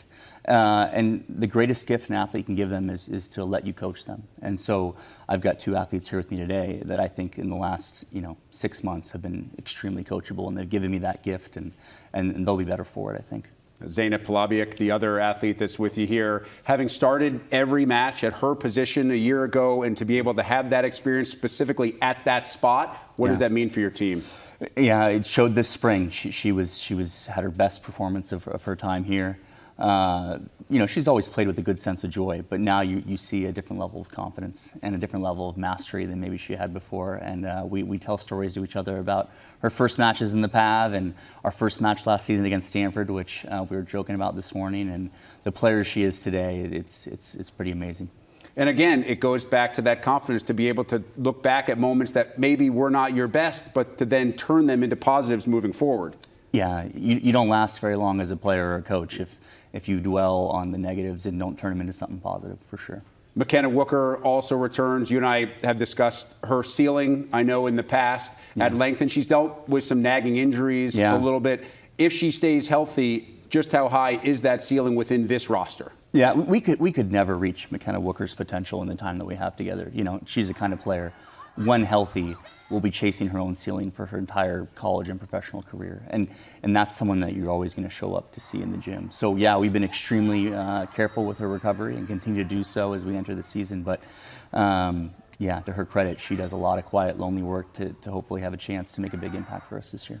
Which other players that Minnesota viewers may be familiar with do you expect to take maybe a step this year and be a bigger part of your rotation than they've been in years past? Yeah, we've got some interesting position battles. This will be one of our most exciting training camps. We've got some older athletes who are experienced and who are confident and who really are leaders for us, players like Lauren Crowell. And then we have young emerging players who our fans haven't seen yet, like Carly Gilk, for example. Watching them battle out at the opposite position will be enjoyable. We've got young outside hitters like Kelly Kinney, and we've got more seasoned veterans like Alex Acevedo. So we just have this interesting mix of young talent and old talent. Calissa Minity and Jordan Taylor. So it's just going to be interesting. We have a lot of different looks we can throw at people, and I know that throughout the season we'll be using them all for sure. And with a lot of returners, with a lot of veterans, you didn't have to go as deep into the transfer portal as some other programs. What was the philosophy that you and your staff had heading into the portal? Just 2 additions. Yeah, let's get exactly what we need. We know exactly what we need, and when we found those 2 players in 2 Big Ten experienced athletes in Lourdes Myers and Georgia Lee, and they came right in at the semester, trained all spring with us.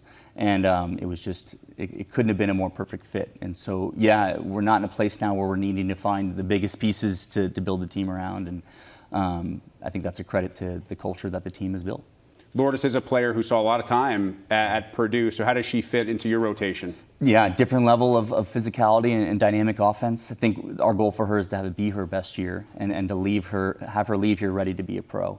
And if anything, if these first 6 months say anything, she's going to have a good season. You do lose the very unique combination of size and skill set that Melanie Schaffmaster had at her position. Just not a lot of other players at that height that played the way and the position that she played. So how do you make up for that lost production?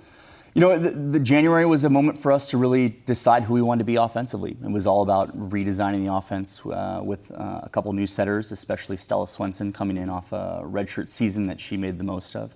A rebuilt receiving unit that'll hopefully put us in a new ceiling for our offensive efficiency. But you're going to see a lot more balance in our offense than you have in the past. It doesn't mean it won't feature a lot of Julia Hanson, but just being able to score from the middle, from the back row, from behind the setter.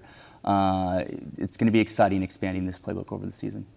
Your teams, and not just the Minnesota, your teams historically have played tough non-conference schedules. Your non-con this season includes A&M and Marquette, amongst others. Yep. When you set out to look at the non-conference schedule, what's your thought process in building that, knowing what you have waiting for you in Big Ten play? Yeah, again, every year our non-conference schedule has gotten a little more mature, is what I've told people as we've learned each year. Define more mature. Yeah, just what's coming from the Big Ten a little bit more, and so you can be a little more strategic. But the whole mentality this year was we got to play winning programs. And so whether they're a mid-major, a high mid-major, a Power 5 school, they need to be winning programs in tough venues. And so if you really dive in and look at it, playing schools like Dayton, playing schools like Loyola Chicago at Chicago, Marquette, these programs are used to winning, or they're coming to the PAV expecting to compete and win. And I wanted our team to see that and to get everyone's best, and I think they will in the non-conference. Kind of a unique start to Big Ten play, as your first match is against Michigan State and one of the 3 first-year head coaches who was just recently on your staff, and Kristen Kelsey. Have you thought much about what that meeting will be like? I call her all the time just to remind her, the date that we'll see her. No, I'm excited to welcome her back to the PAV.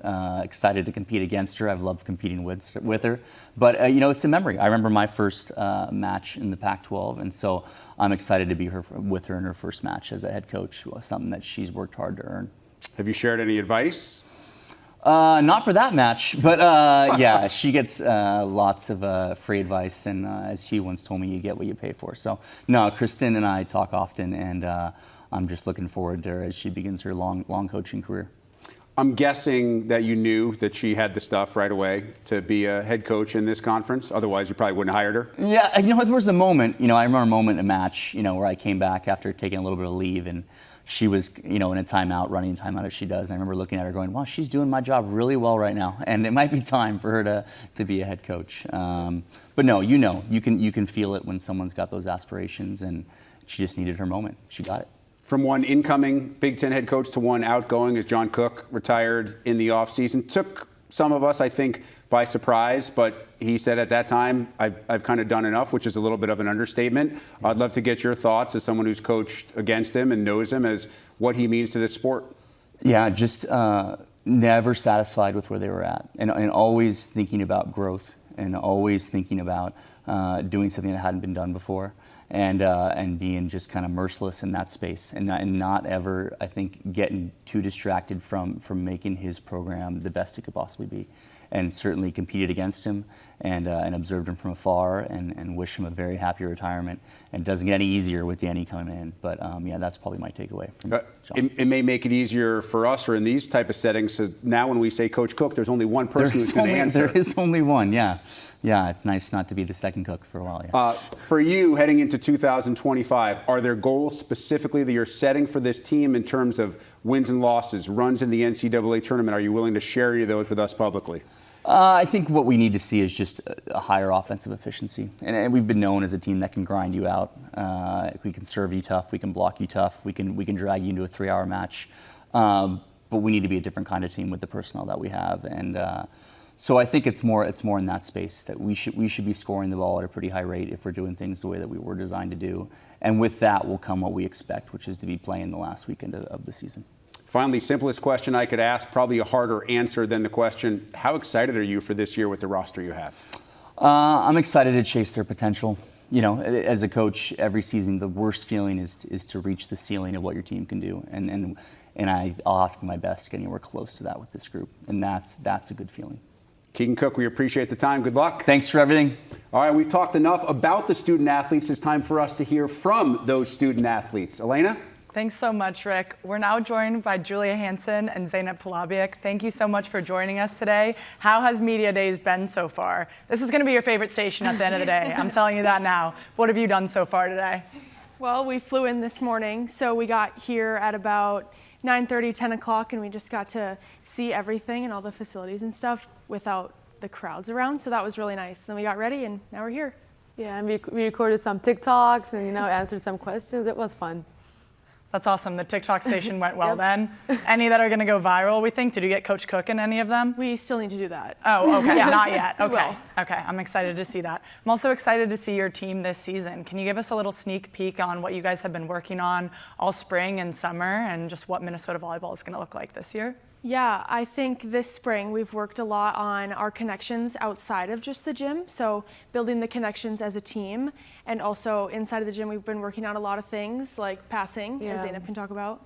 I mean, yeah, we worked a lot about passing because last year it was good, but it needed to get better, so we worked a lot about that. Also, yeah, we worked all the aspects that we need to get better on, so yeah, it was a good spring. Julia, for you, last year was a breakout season, phenomenal numbers all season long. How do you build on that coming into this season? Yeah, I think there's more in me. Keegan has a lot more that he can teach me, and probably he has too much to teach me within the next 4 or 5 months. So just going into the gym every single day and trying to learn new things and being coachable is something that I'm going to really work on, because I know my game can grow a lot more. And what makes you coachable? That's such a great trait. I trust him. I've built that trust with Keegan. It doesn't happen easily, but on and off the court, I've built that trust. So I know what he's saying is true, and I can, fail in practice, and he doesn't judge, and, it's just easy to trust him. Zeynep, it's so fun to watch you play in the back row. You're all over the place, playing with so much energy and celebrating your teammates.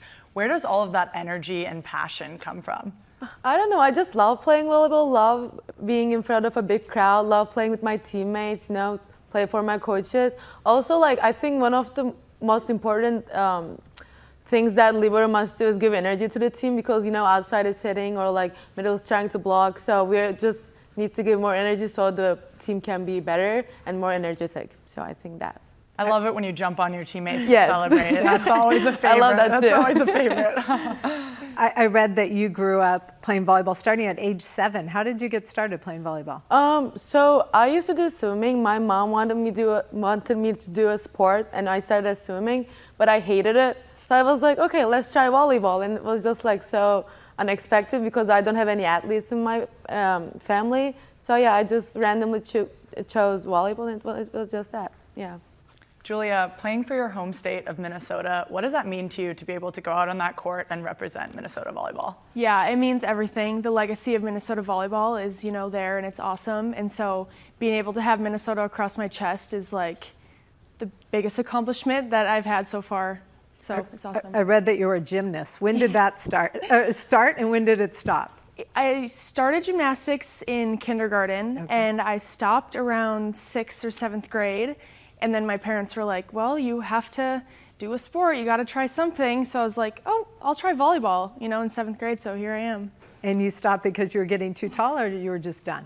I got too tall and I got a little bit scared. Yeah. So, yeah. Well, volleyball's worked out pretty well for you so far, so we're glad you made that decision. Yeah. Can you guys give us a little sneak peek into Minnesota volleyball and the culture and just kind of what makes your team special? Both of you, I'd love to hear from you both. I mean, yeah, we have like some sayings like effort makes you eligible and like, every, like just showing up every day and like practice with your teammates, being a good teammate, like just supporting each other. I think that's the most important thing. Like other than being a player, volleyball player, being a human and being a good person, I think that's the most important thing. Yeah, we have a lot of team values as a team, and this year it's really easy for us all to follow the values. And, we just got so close with each other over the spring season and even this summer, so it just really translates on the court, and I'm really excited for this season. I've been around your head coach a lot because in the Pac-12 as well, but he has really acute attention to detail, how you guys prepare. How do you enjoy that and how does it help make you better? Yeah, I think it helps me a lot because I'm the same way. I notice everything. The little things really matter to me, and that's something that Keegan says to me. It's like, okay, now the little things really matter. So it's like, where is my foot when I'm passing? How is my toss when I'm serving? Like the little details matter, which in the long run in volleyball, if you can get the little things down, they're going to show up in the games. Yeah, I agree. It's hard to change a habit, like even the little things that you do every day. So like just like trying to be better, changing those habits is like the most important thing. So I think that helps us a lot. Zeynep, last year this team took a trip to Europe and made a stop in your home country of Turkey. What was that like, bringing your team home and getting to show them around a little bit? It was so exciting. Like we played with my old team there. I showed around. Like I was a translator. We went to a lot of like historical places and some other places, and they met with my family. Like normally everybody else's family watching their game, but this time it was my family. So it was just so fun, and like they knew where I grew up in. So yeah, I think it was really fun and really exciting. What was your favorite thing to show in your home country to your teammates? I think Grand Bazaar was pretty interesting. Like all the people around, showing the shops around. I think that was the most fun part. I know every match in the Big Ten is important, and you guys are probably just looking one by one, but I'm sure you've looked at your schedule. Are there any specific matches you're most looking forward to? I know I love watching the border battle, but are there any ones that you guys have circled on your calendar? Yeah, of course the border battle, but if I had to pick another one, I'm really excited for UCLA and USC to come to the PAV this year. I think UCLA is going to be very good this year, same with USC, so it's just really fun to get them at the PAV this year. I'm really excited for like this 3 games back to back, Wisconsin, Penn State, and Nebraska. I think I'm excited for that, like 3 games back to back. That's going to be a good one. In this conference, wins and losses are this close. How do you get over the hump in those close matches against, you talked about that 3-game stretch. That's a tough one. Yeah, well, as you know, last year we won a few games by 2 points and lost a lot of games by 2 points. So being able to like get in the gym and realize that every little point is going to matter and we need to leave all of our energy on the court is really important for this season. Yeah, she said like we lost by 2 points. Like we won by 2 points. So it's like these little points, these little details are so important. So we are just trying to get better for every point. We are just trying to go for every point. So yeah, I think that's the thing. How did you guys spend your summer? My May break, I went to Arizona, and then I went to Nashville with some friends, and then of course got back into the gym with some lifting and open gyms with the team. What did you do in Arizona? Vacation. Okay. Just went some out to warm some weather. Very warm weather, some nice food, and just a lot of downtime and relaxation. How about you? I went back home for 2 months, and I went to Japan, Korea, and Greece. So yeah, I traveled a lot this year. With your family? Yeah, my mom was living in Korea for 6 months now. So we visited her and then also went to Japan And then just for vacation, I went to Greece with Lauren and Melanie. So, yeah. That's awesome. Well, besides all of the travel that you guys do individually, what do you like to do together as a team, outside of the gym, outside of lifting, but just when you're back on campus as a team, what type of activities do you do together? Yeah, we like to go to a lot of team dinners, or this summer we were watching Love Island all together at someone's apartment. So if there's a show like that on, we love to do that. Yeah, I mean, dinners or finding some activities to do, going to the lake and stuff. I think these are the ones. I love the lake, so. Yeah. We talked a little bit about you representing Minnesota and the state of volleyball, but what does it mean to be a Minnesota Gopher? It's awesome. I don't have no words because it's the best experience ever. Like, I couldn't have wished my last 3 years at Minnesota to be any different, and then I have one more season coming up, so can't wait to finish it out here. Yeah, I'm so proud to be a Gopher too, like playing under this legacy, like this year is like, it has a lot of people behind it, so it's just like so fun, and so like, I'm so proud to be playing for this program. I think just kind of big picture, what are your main goals this season, both individually and for the team heading into the season? Yeah, I think an individual goal of mine is obviously to get better at serve receive, a little bit more consistent with it. Team goals, siding out a little faster, more offense. Yeah, personally me too, like passing, and then getting better at every aspect. I mean, I just like set, serve. I don't head or block, so I'm trying to get better at every aspect. And yeah, as a team, we are trying to just go as far as we can and push each other and show good volleyball to the viewers. You graduated some key components. How is this team different than last year's? Yeah, this year's we're gonna have a lot of younger athletes, but of course they're still so competitive. They work hard in the gym every day, and they're fresh bodies. So I'm very excited to see what they can do on the court this year. Yeah, it's a younger team, but younger means more energy, I think. So it's going to be a new great season with a new energy and, with that. I'm sure if there is an energy, you're going to bring it. Yes, so I will. No doubt about I will that. be there. Well, thank you both so much for your time today and joining us at Big Ten Media Days. I can't wait to watch you this season. Good luck. Thank you. Truly is no place like Chicago in the summer. It's an easy trip up I-65 if you're coming from Purdue, if there is such a thing as an easy trip on I-65. Anybody who's ever made that drive knows that's not actually reality. This is reality. Purdue's TV schedule and a heavy Big Ten Network presence. As you see, 7 matches here on the Big Ten Network, a pair on FS1 as well for Purdue. Boilermaker program looking to continue this unbelievable run of consistency, 20 or more wins in 16 of 22 years under Dave Shondell, 25 regular season wins last season. That's the most regular season W's of any Purdue team since 2011. Also, 8 straight years inside the top 6 in the Big Ten, which may be the most amazing of those statistics when you start to think about just how deep this league has become. And the aforementioned Dave Shondell is with us. Dave, always great to catch up. Rick, nice to be here and excited to get this season started. Let's start with the consistency that I mentioned. For you and your staff, what's been the key to not just winning, but to maintaining that consistency throughout all the different formats that we've seen in the Big Ten throughout your career? I just think hard work from your staff and from your players and a mentality that you're going to win. I think that's something you have to create in this league, and it's hard. You look at a lot of programs that are trying to get over the hump, and it's really, really hard when you're in the Big Ten Conference, especially when you bring in Washington, Oregon, UCLA, and USC. That job just got more difficult, and we feel like we're starting over ourselves this year, okay? So I'm excited about that, and we're going to have to develop an attitude with our current team that understands you got to win close matches. If we win close matches, we got a chance to have a great year. There was obviously an expectation, I think, from everyone of what the league would feel like and how different it would feel with the 4 West Coast schools. What was the reality for you? Not that much different. You obviously bringing in 4 good teams that are going to be on your schedule, but that eliminates 3 or 4 that might have been on that schedule before. So it's still some really, really good opponents. The travel was not that difficult for us. We took a trip out over Thanksgiving weekend to played Oregon, and then we played Washington. We were able to win both those matches and came back right before the NCAA tournament. Mentioned the wins last year in the regular season. Overall, most wins since 2011 as well. For you, what was the most enjoyable part of the 2024 season?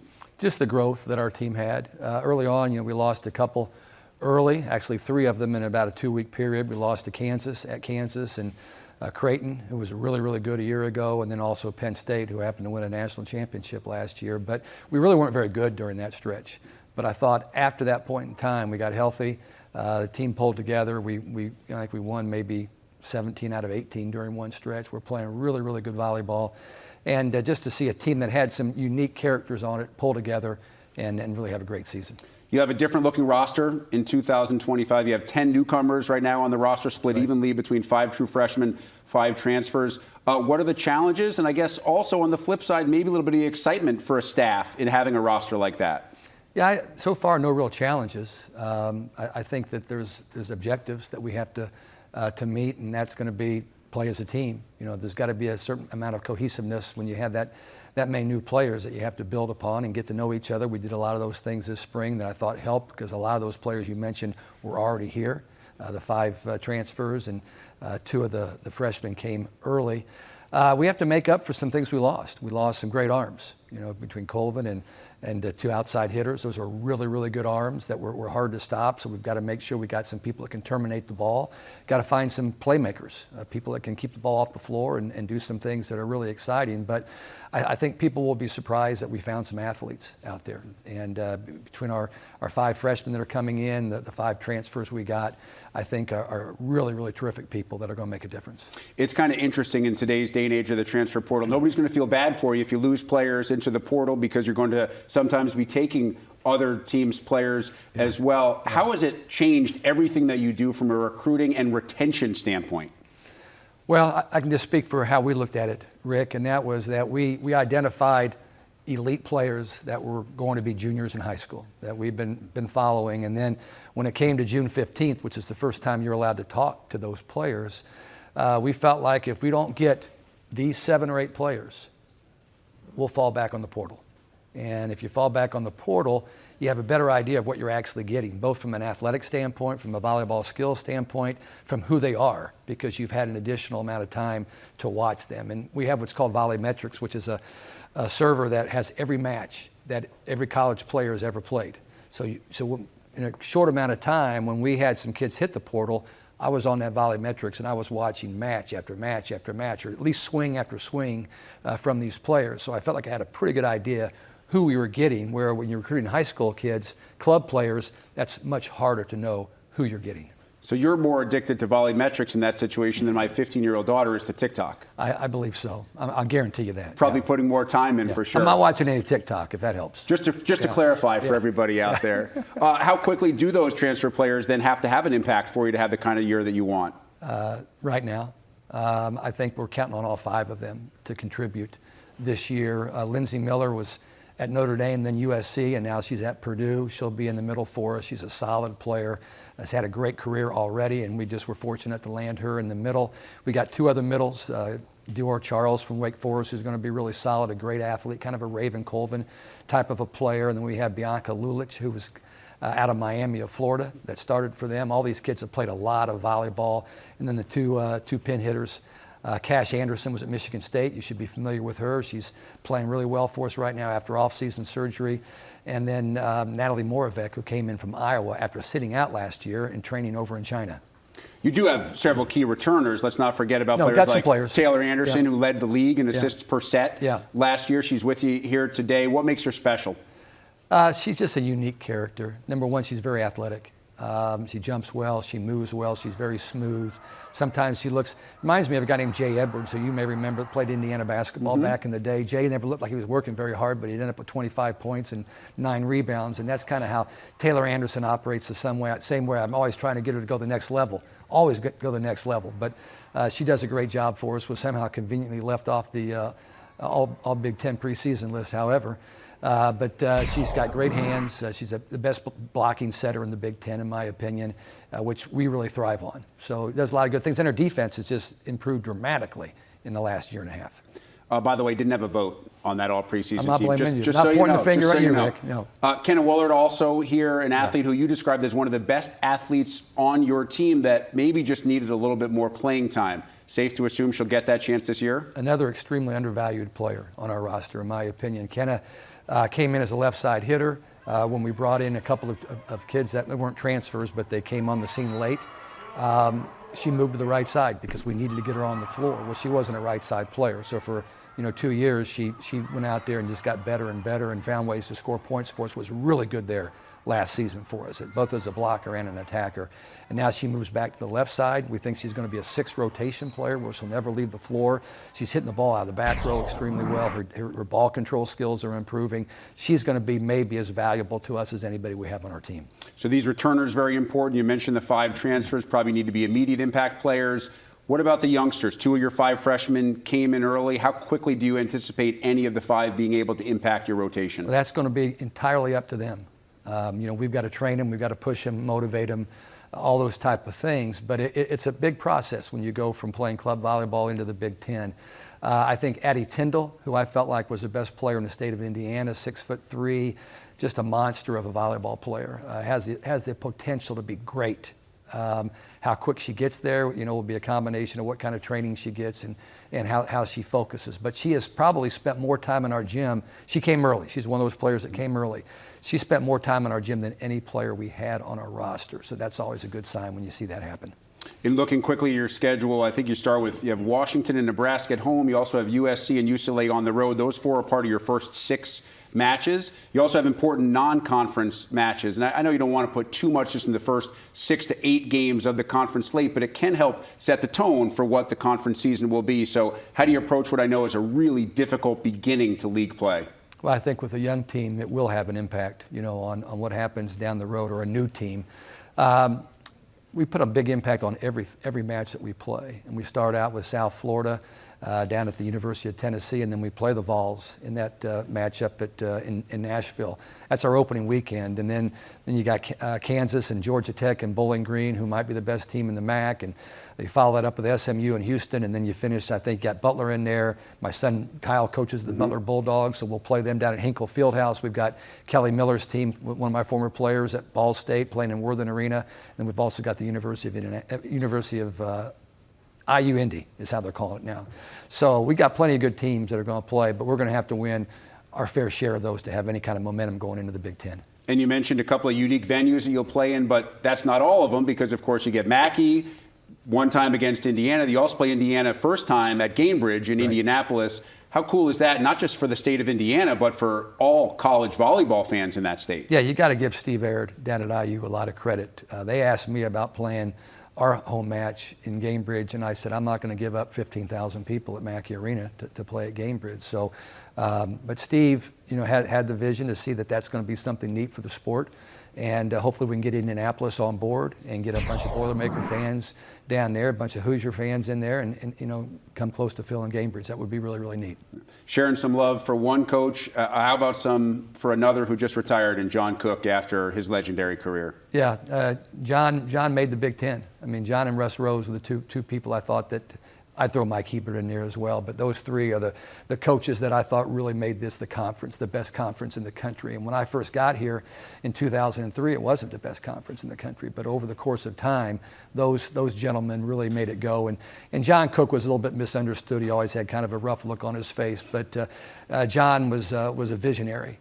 He was one of those guys that wanted to promote the sport as well as coach it, and because of that, the sport has blown up. And because of the Big Ten Network, the sport has blown up. Those are 2 things. John Cook and the Big Ten Network have been substantial in putting volleyball where it is right now. Yeah, he told me he was a coach, I think, caught in a Cowboys body or one or the other way around. We couldn't figure it out, but it was one of the 2. Well, let's close with that, Dave. I mean, it's been basically a quarter century for you almost now in West Lafayette, and it's probably impossible to describe the difference in this sport from the day you started till the day that we are at today. But how much have you enjoyed, especially over the last couple of years, this unbelievable ride that women's college volleyball has been on?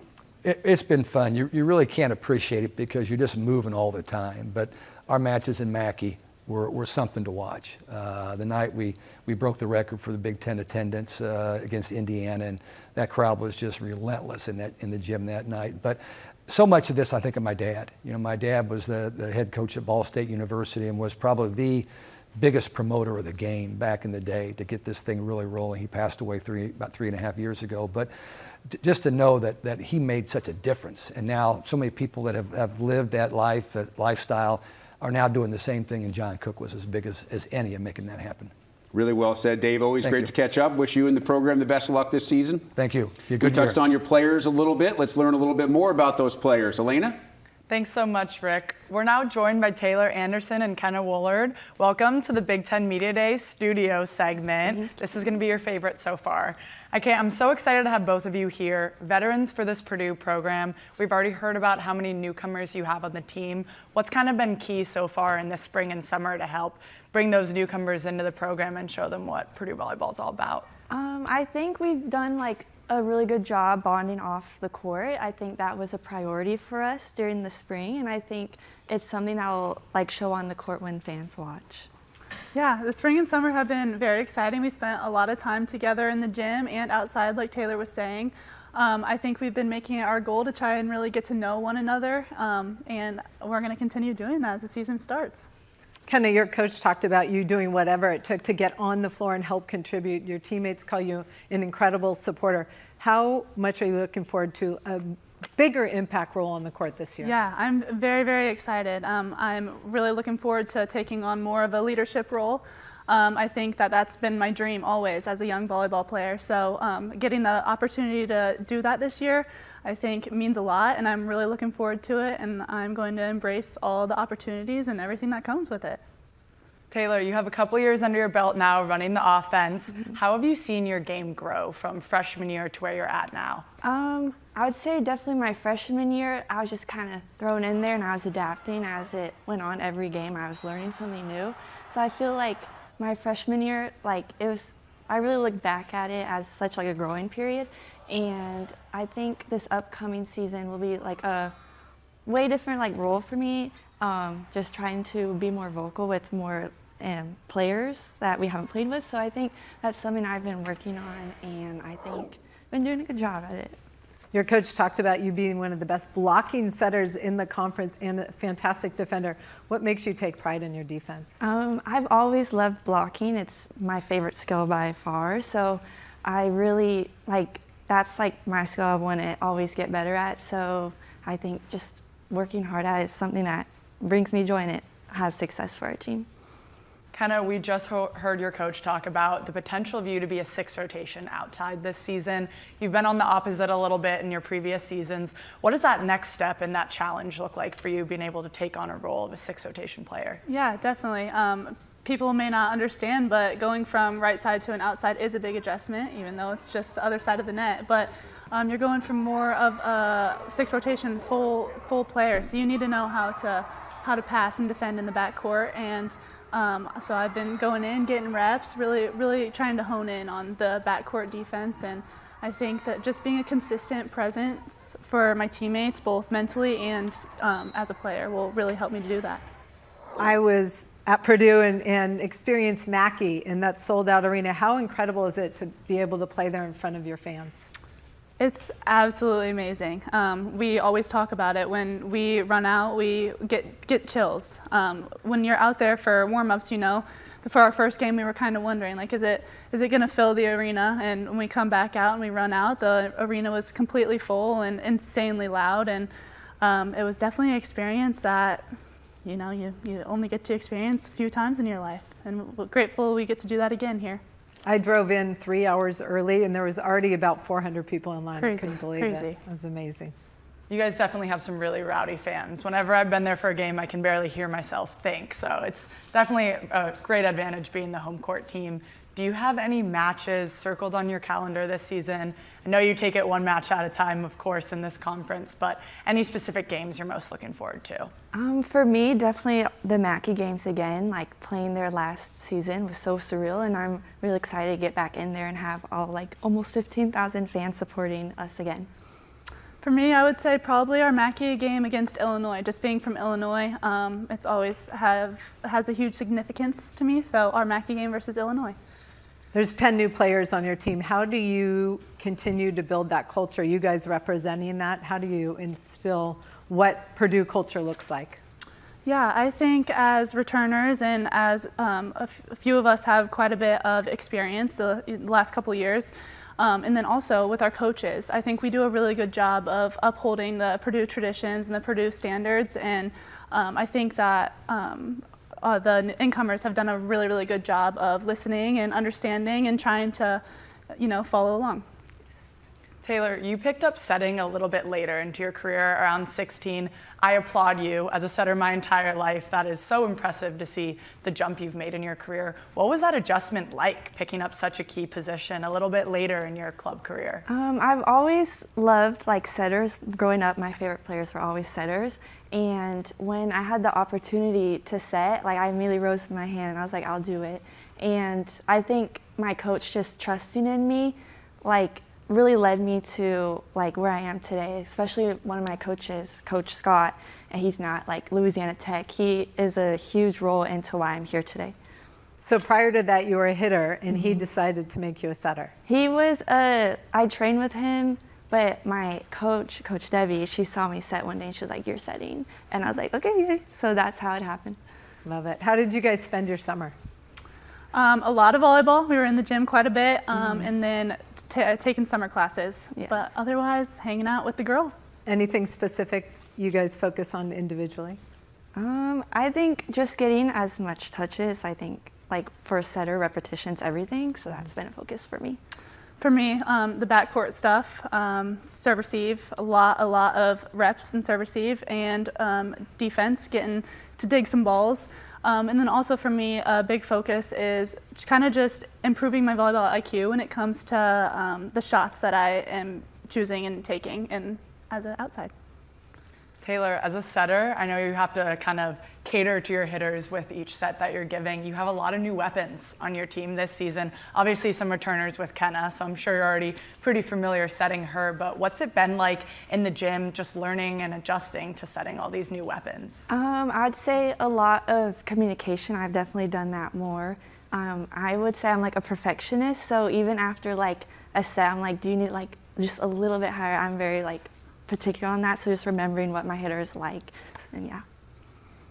Kenna, I read that you want to be an orthodontist. What makes you interested in that field? That is definitely the goal. My mom was a dentist, so I think I kind of grew up, idolizing her. And in the beginning, I wanted to be a dentist, but it's kind of transitioned a little bit to an orthodontist. But I think that if I can make it there, it would be my dream job by far. Have you taken any classes to prep for that? Yes, I am a health science major and I have a concentration in pre-dental, so I've taken all the chemistries, the orgos, all that.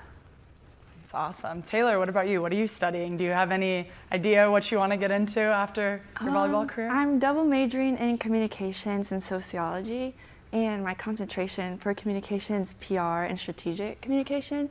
And so I guess something maybe in the sports PR, I've enjoyed my classes in that, but we'll see what happens. You still have time. You still have time. Yes. What has been, from both of you, just your favorite part of being a Purdue student athlete and being part of this Purdue volleyball program? For me, I'd say the community. I love all my teammates so much. They are my best friends, and I feel that love really extends throughout campus. The fans are amazing, and everywhere you go, I've been down in Texas and someone saying boiler up. I think just the Purdue family extends so far. Yeah, definitely in addition to that, I would say just our culture. I think it stems from our coaching staff and everybody that's a part of Purdue volleyball, but our culture just seems like it's different from everyone else, and it's just a special place. It's special to be a part of, and I've really enjoyed it, and it's amazing. Any specific goals that your team has set for this season?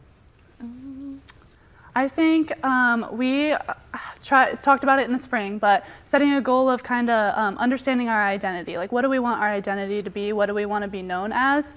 And I think that kind of aligns with the Purdue traditions, defensive, gritty team, but I think we want to make it kind of our own this year since it is a different situation for us. But that would be a big one.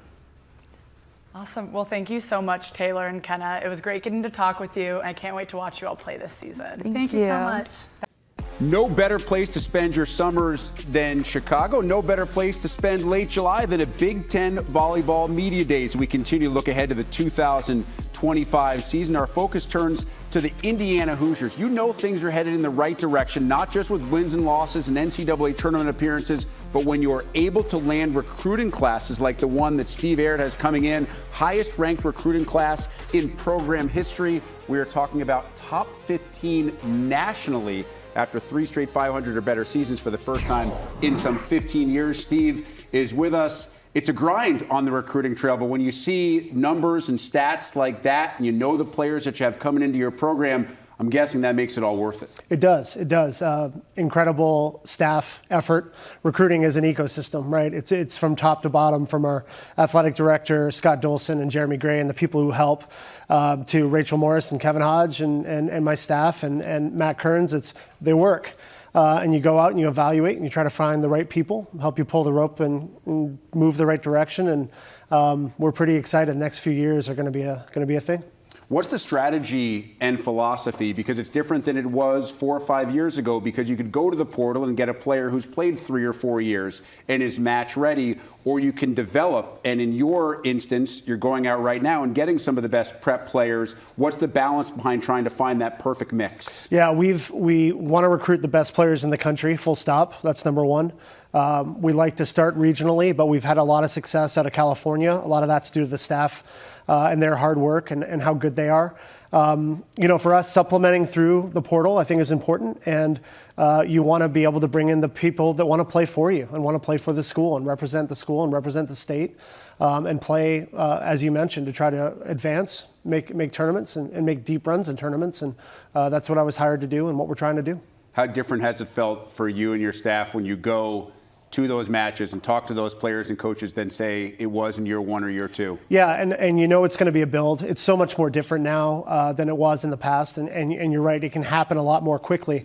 But the thing I love the most is watching them develop as people and the players develop and go on to do incredible stuff. We have so many former Hoosiers now that are playing professional volleyball, and we keep churning out pros, which I'm really proud of, and then so many going on to do incredible things in the community, business leaders and incredible young people. So it's a really special time for our program right now. I think the next 3 to 4 years are going to be very exciting. Yeah, and maybe no better recruiting tool than being able to come to a home match and watch the school that you're thinking about attending win. Last year, you won your first 7 home matches. You won 11 overall. It was the most since 2010, a span of some 15 years. How much do you feel like that home court advantage has been developed now in Bloomington? Yeah, and again, it starts with not me. It's the administration's commitment.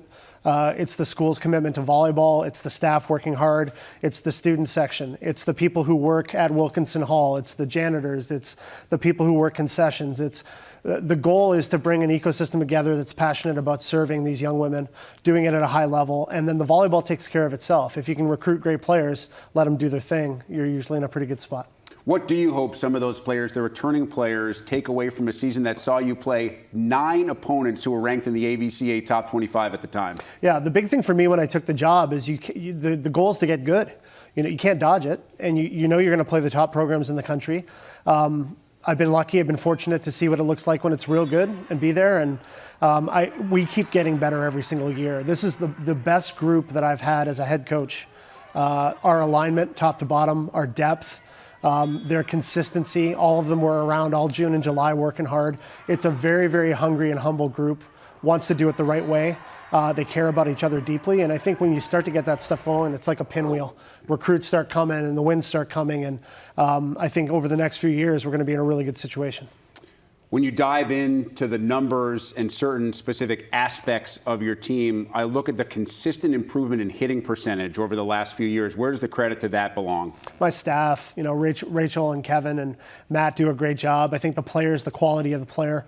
A lot of times now as a head coach, it's a CEO job, and you're doing a lot of stuff. You've got to have great people.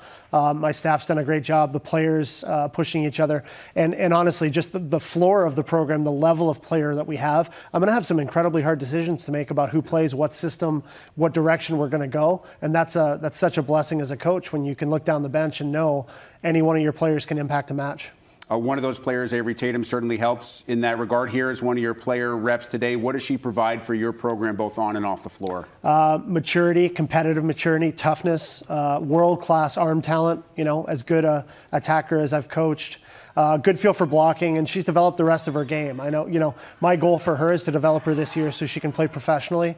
I think she's going to be a great fit for pro teams, and she's committed to being a great pro, so she's going to have a huge year. How much is that part of a coach's job that maybe we don't discuss enough? Not just winning at this level, but getting ready for players at the next level. It's something we talk about a lot with football and basketball. It's not something we talk nearly as much about with volleyball. Yeah, we've had 7, 8, 9 kids in the last few years go on and play pro all over the world, and the pro leagues here. And I spent a lot of my time talking to them about details. Coming early, staying late. You got to eat film. You've got to take care of your body.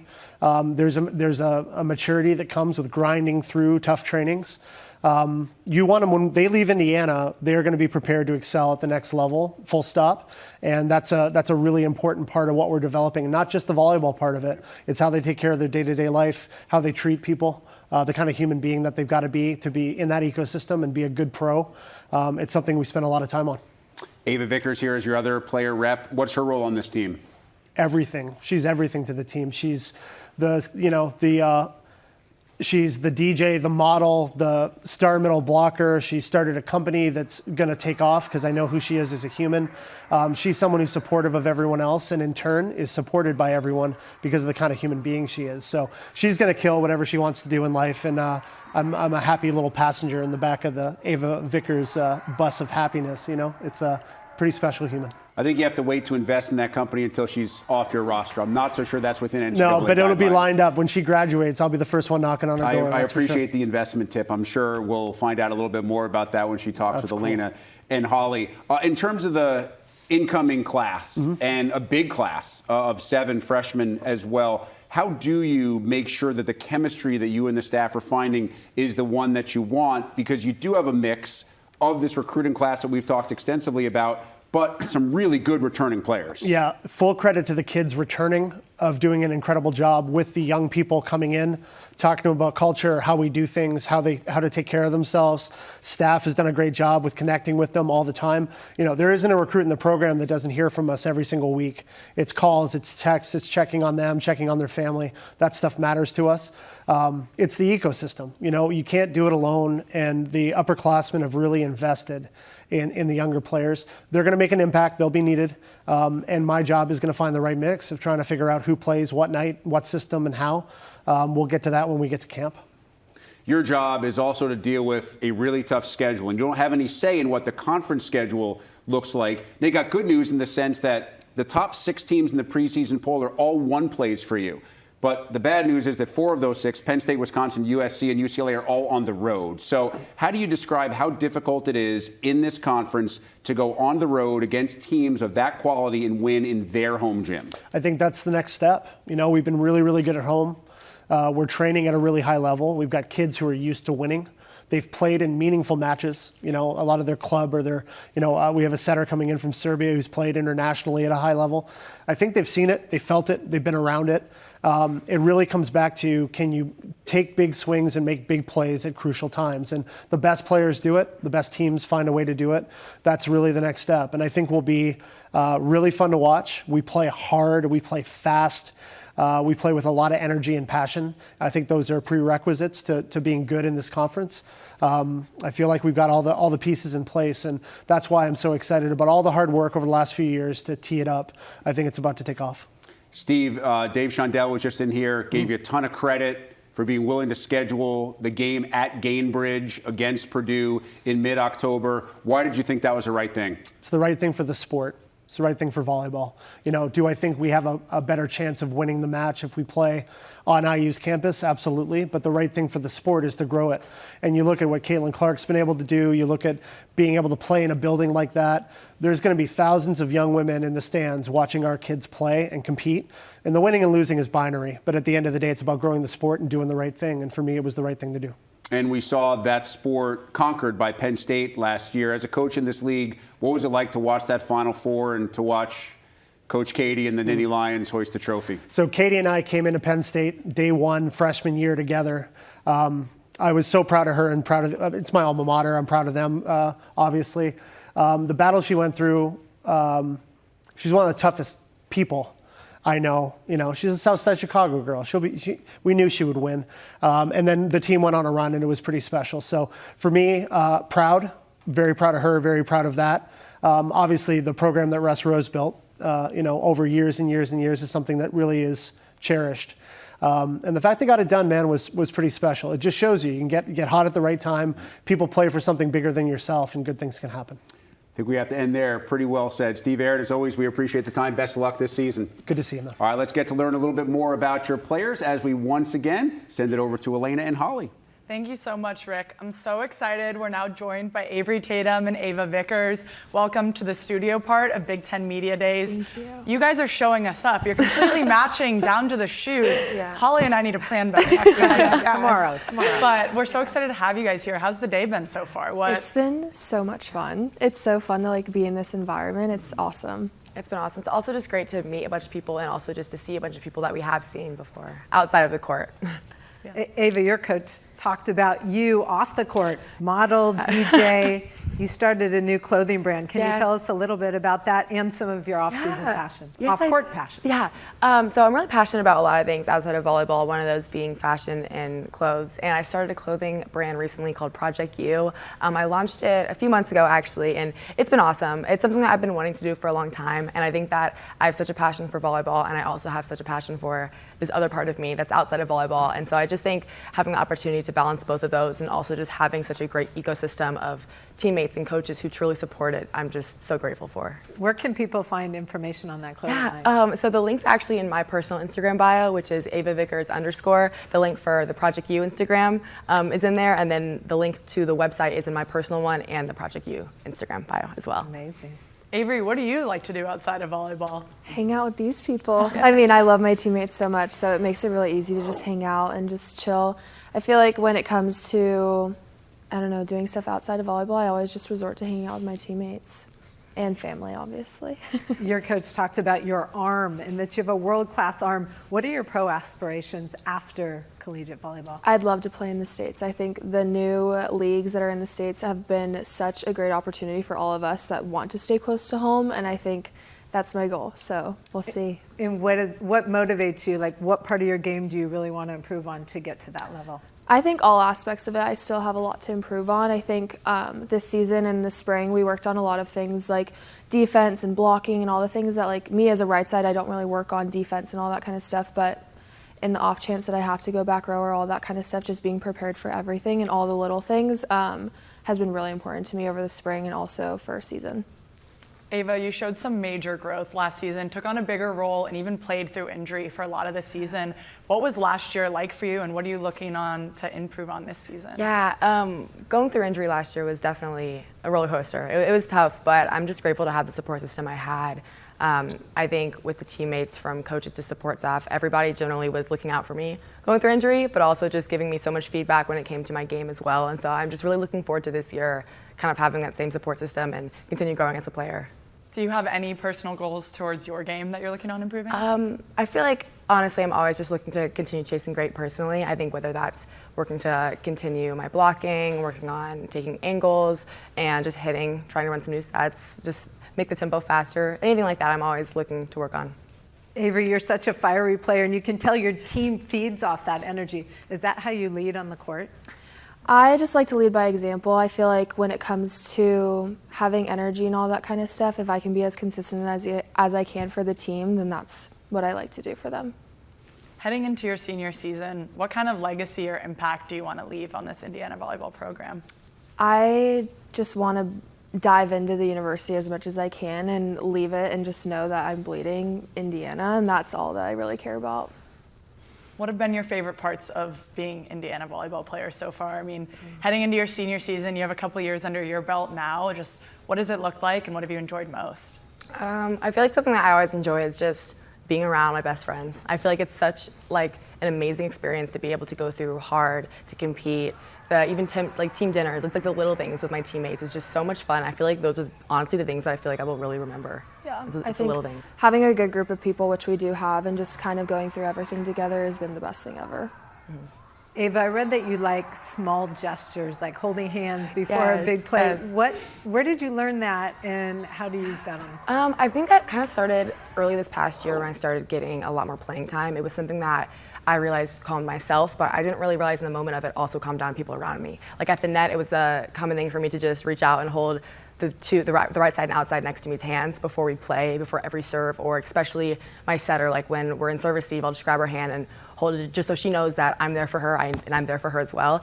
And it just kind of, I don't know, it's something that I definitely will continue doing, and I just love that it kind of became a thing where it wasn't just to help me, but it was to help everybody else around me. Have there been any themes that this team has been working on in the gym in the spring or summer, just what you guys have been really dialed in on?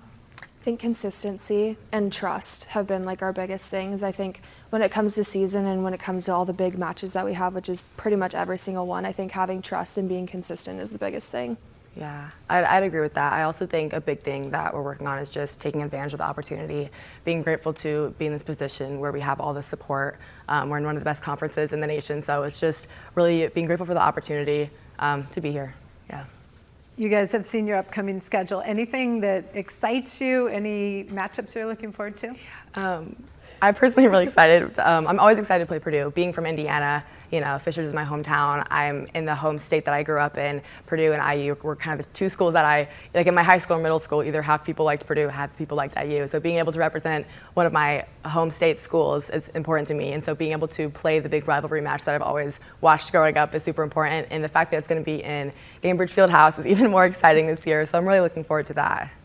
I'm really excited to go home, play UCLA and USC, and seeing family and playing in front of a whole bunch of people that I haven't played in front of for a really long time. What would you say makes playing for Indiana volleyball special? Like, what differentiates your program to other programs in the Big Ten? I would say personally just our home environment. I think our fans, we truly have some of the best fans, whether it's our student section, our season ticket holders, or family members that come and watch games. I think the second that people step into Wilkinson Hall, they just feel the love and the support of the fans and just the environment we have, which I think is so special. Yeah, I agree. I think playing for the community is really important, and it's been awesome, and they've been behind us through every step, which has been amazing. I read that both of you went to Paris. Was it together or separately? It was separate. It was separate, yeah. Okay, and what were some of your highlights? I went there with my family, and it was just an amazing thing. My brother is going off and doing his own thing. My mom is just kind of hanging out, so it was kind of our last trip together, which was really memorable. Yeah, my mom and I actually just did a girls' trip. The year before, we did a family trip to Italy, and I caught the love of traveling internationally, so I'm like, can we do another trip? And so my mom and I just went on a little girls' trip, and it was super fun, a lot of shopping and a lot of eating. It was really fun just to have that time with my mom before coming back to IU. How would you guys describe the culture of Indiana volleyball's team right now? I know you have some new faces, some key players that have graduated and moved on from last season. What does the culture look like inside of your gym right now?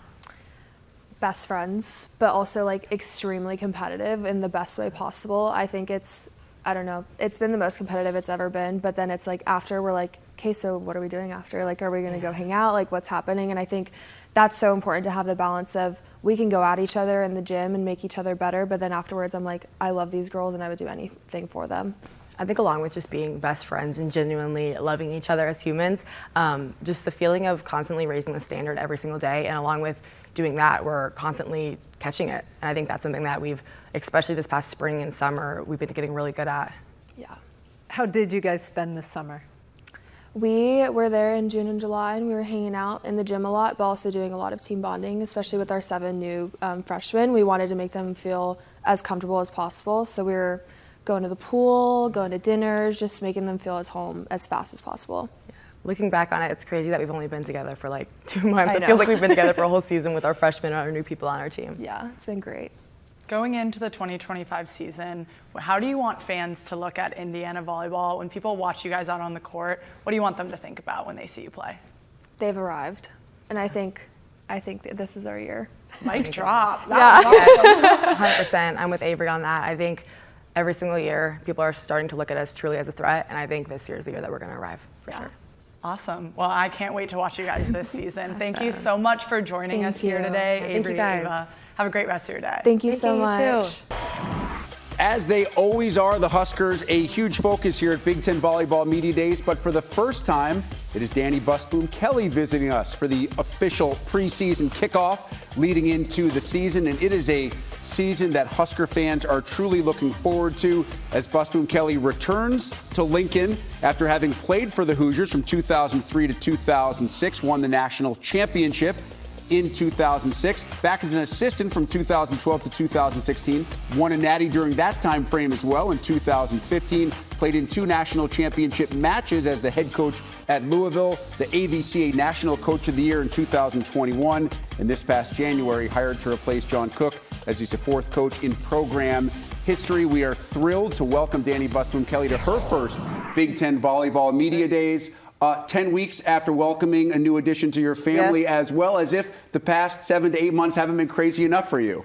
Right. They always say, moving, having a kid, and changing jobs are the 3 biggest life events. Well, I did it all within a couple months, so it's been crazy, but it's been awesome. Yeah, describe your life since being hired on January 29th. Obviously, at that time, you knew what was coming family-wise down the road, but you had all this work stuff to deal with as well.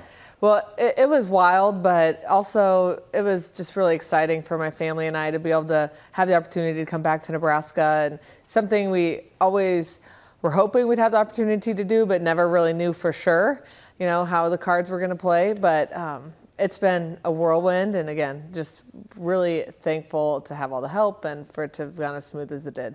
Yeah, that being said, I think we've spoken twice, once via Zoom, once via your campus studio, right after you were hired and then during spring practice as well. In comparison to those 2 times, how much more settled do you feel in returning to a place that I know is very familiar to you? Yeah, I feel like just, again, with each passing week, more settled. And I got to give a lot of credit to the staff, and thank goodness they stayed. And, they are just working as hard as they ever have. And I think they understand the expectations at Nebraska, but also for them being new to me, they really understood what I needed during this time. And so I was just very grateful for them and what they've done the past few months. How is everybody at home? Everybody's great, yes.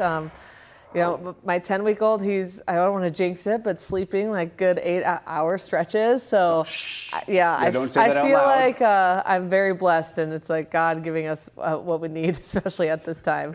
You told me when we spoke back in April that the only person that you could be was yourself heading into this job. How have you tried to stay true to that, as I know you face question after question about replacing a legend?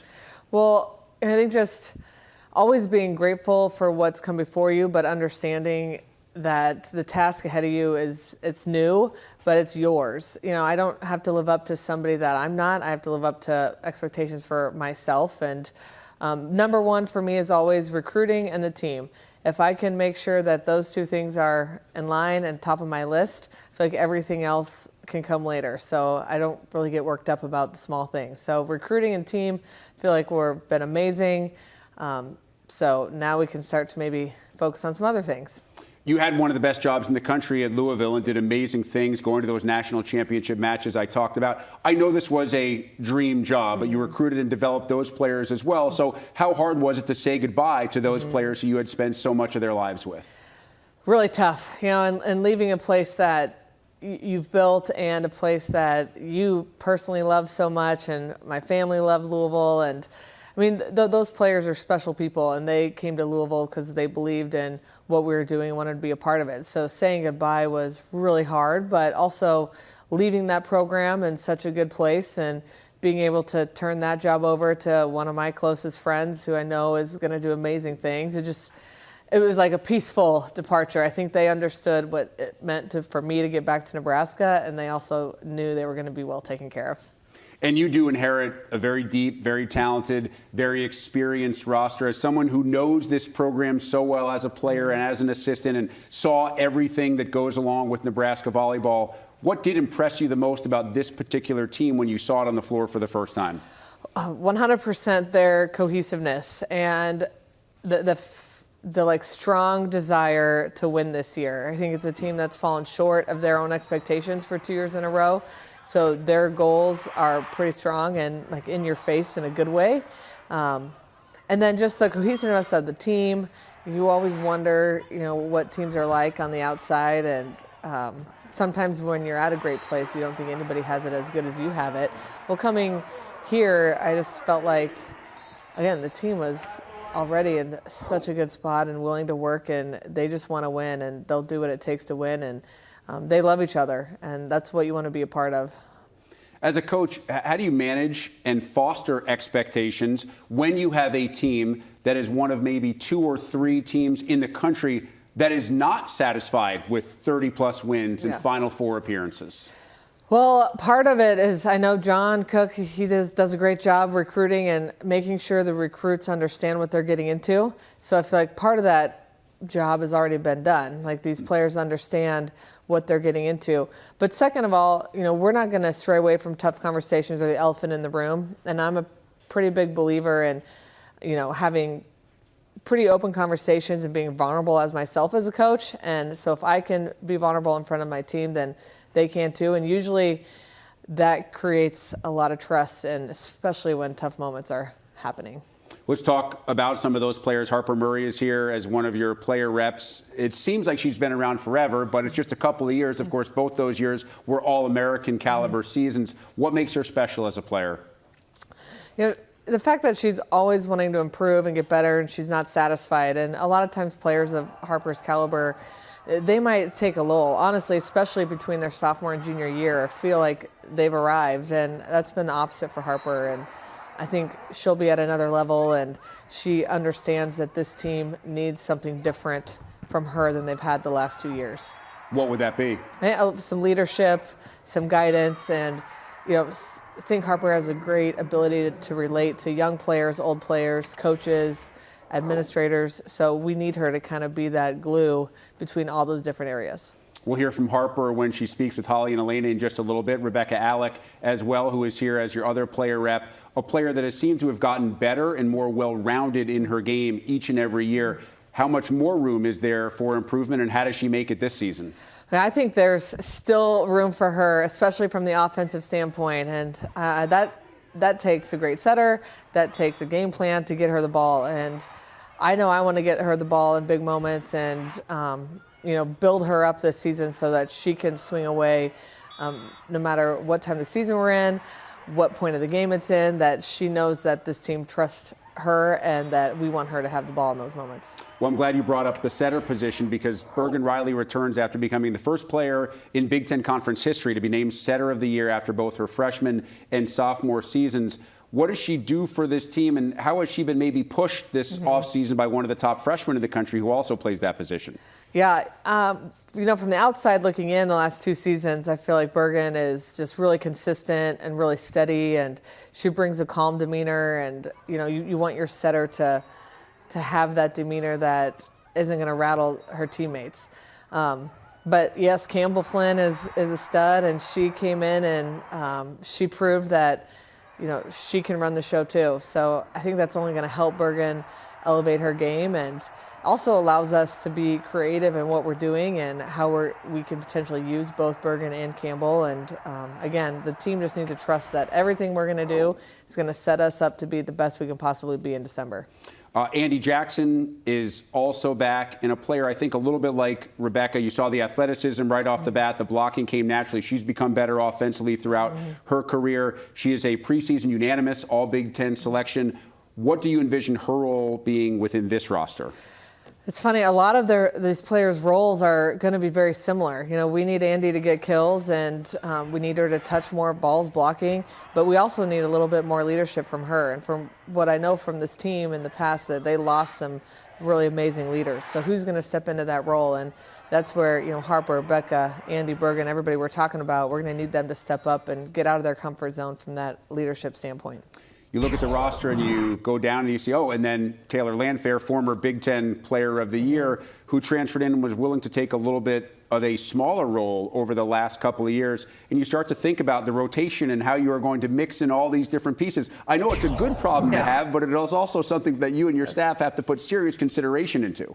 100%. And we're going to be evaluating this team, and not only the best players, who's putting up the best numbers statistically, but who's going to be the best team player and who is going to make those around her better. And it's also really exciting just to be able to use different players in different moments. And I'm a true believer that there's going to be 10, 11, maybe 12 players on this roster that are going to have big moments this year. And we're not going to be afraid to use them, mix things up, and take some risks.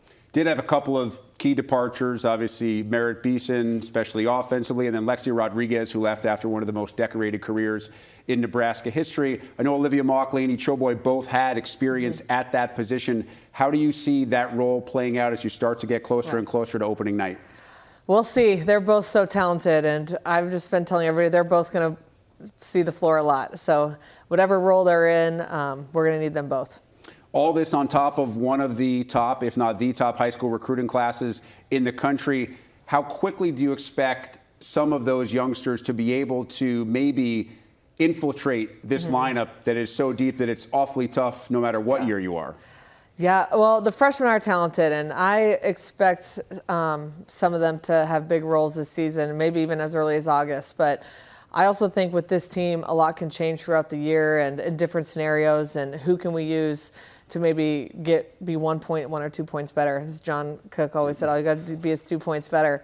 So we'll use all of them, but I could see a starter, serving sub. I mean, all the roles you can possibly think of in the sport of volleyball, as this freshman class could cover it. You're among a very small group of teams that has either 0 or just 1 transfer portal addition. Allie Check comes over from Baylor. What's her skill set for folks who never got to see her play? Well, I haven't really seen Allie play much either, so I'm going to be learning a lot about her when we start in a few days. But she's a really powerful hitter. I know she's got great size. I also think she's just a really fun person, and she's just adding to this culture and this team that, wants to really have a great time and have a really successful season. I know we did mention John once or twice. I'd love to get your thoughts. Obviously, you have so many different layers of your relationship with him as a former player, as an assistant coach, as a friend. What has he meant to you? And try to put into perspective, from your perspective, what he's meant to this sport. Without John, I think my career, I don't even know if I'd have this career. So, of course, he means a lot to me personally, and just, again, the way our relationship developed throughout the years. There was a lot of low times, but a lot of amazing times where he probably helped us win some games at Louisville, if we're being honest, just from conversations or ideas. So just meant a ton, his mentorship and friendship, and just the sport of, I think about what he's done for the sport of volleyball and always pushing it forward and never giving up. And I think that's one of his greatest traits, is he's not afraid to go out there, and then he's not afraid to keep pushing the envelope over and over again. And I think a lot of coaches can thank him for where we're at today. Dani, welcome to Big Ten Volleyball Media Days. Congratulations on the new addition in your home. We can't wait to watch your team on the floor this season. Right, thank you. We talked about Harper. We talked about Rebekah. Let's hear some more from those Huskers, Elena and Holly. Thanks so much, Rick. I'm so excited now to be joined by Rebekah Ajack and Harper Murray from Nebraska Volleyball. Welcome to the Big Ten Network studios. This is going to be so much fun. I know you guys have probably already had a lot of fun today. Harper, the TikTok station. Did you get Dani in any of those TikToks? We haven't gone yet. Oh, not yet? No, okay. we haven't yet. Okay. I'm thinking. But you're already brainstorming. Yeah. Okay, awesome. What has been the best part so far today? What have you guys done? I would say just seeing all the social media and how that stuff works, because I know we see it behind the scenes a little bit, but seeing all the TikToks and seeing the Instagram, and we've been able to answer some fun questions too. It's just been really fun. Yeah, and also just seeing the other teams, I think I like to poke fun at rivalries, but at the end of the day, it's just people. And so I got to see Katie, the Penn State head coach, and give her a hug, and Indiana's head coach. And to me, it just feels like one big get together. Rebekah, you've really learned to use your voice as an athlete. What makes that so important to you? It kind of relates to what I just said about just being people. I feel like, the cameras and the lights, it's all exciting, but I think it's important on how we interact in the community and the other people that we interact with. I think, we all have souls and we got to take care of each other. And so, yeah, I think it's important that I'm looking after my life after all of this.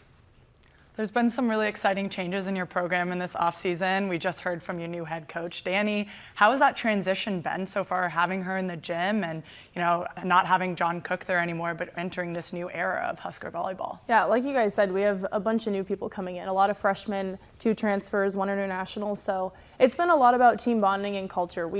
John was really big on our team culture and was super adamant on having a strong culture and building relationships, and that's something we always take pride in. So with having a new head coach at a program like Nebraska, we've had to focus on the relationships and things behind the scenes. So spring and summer was for that, but now in a few days we get to focus on the volleyball now.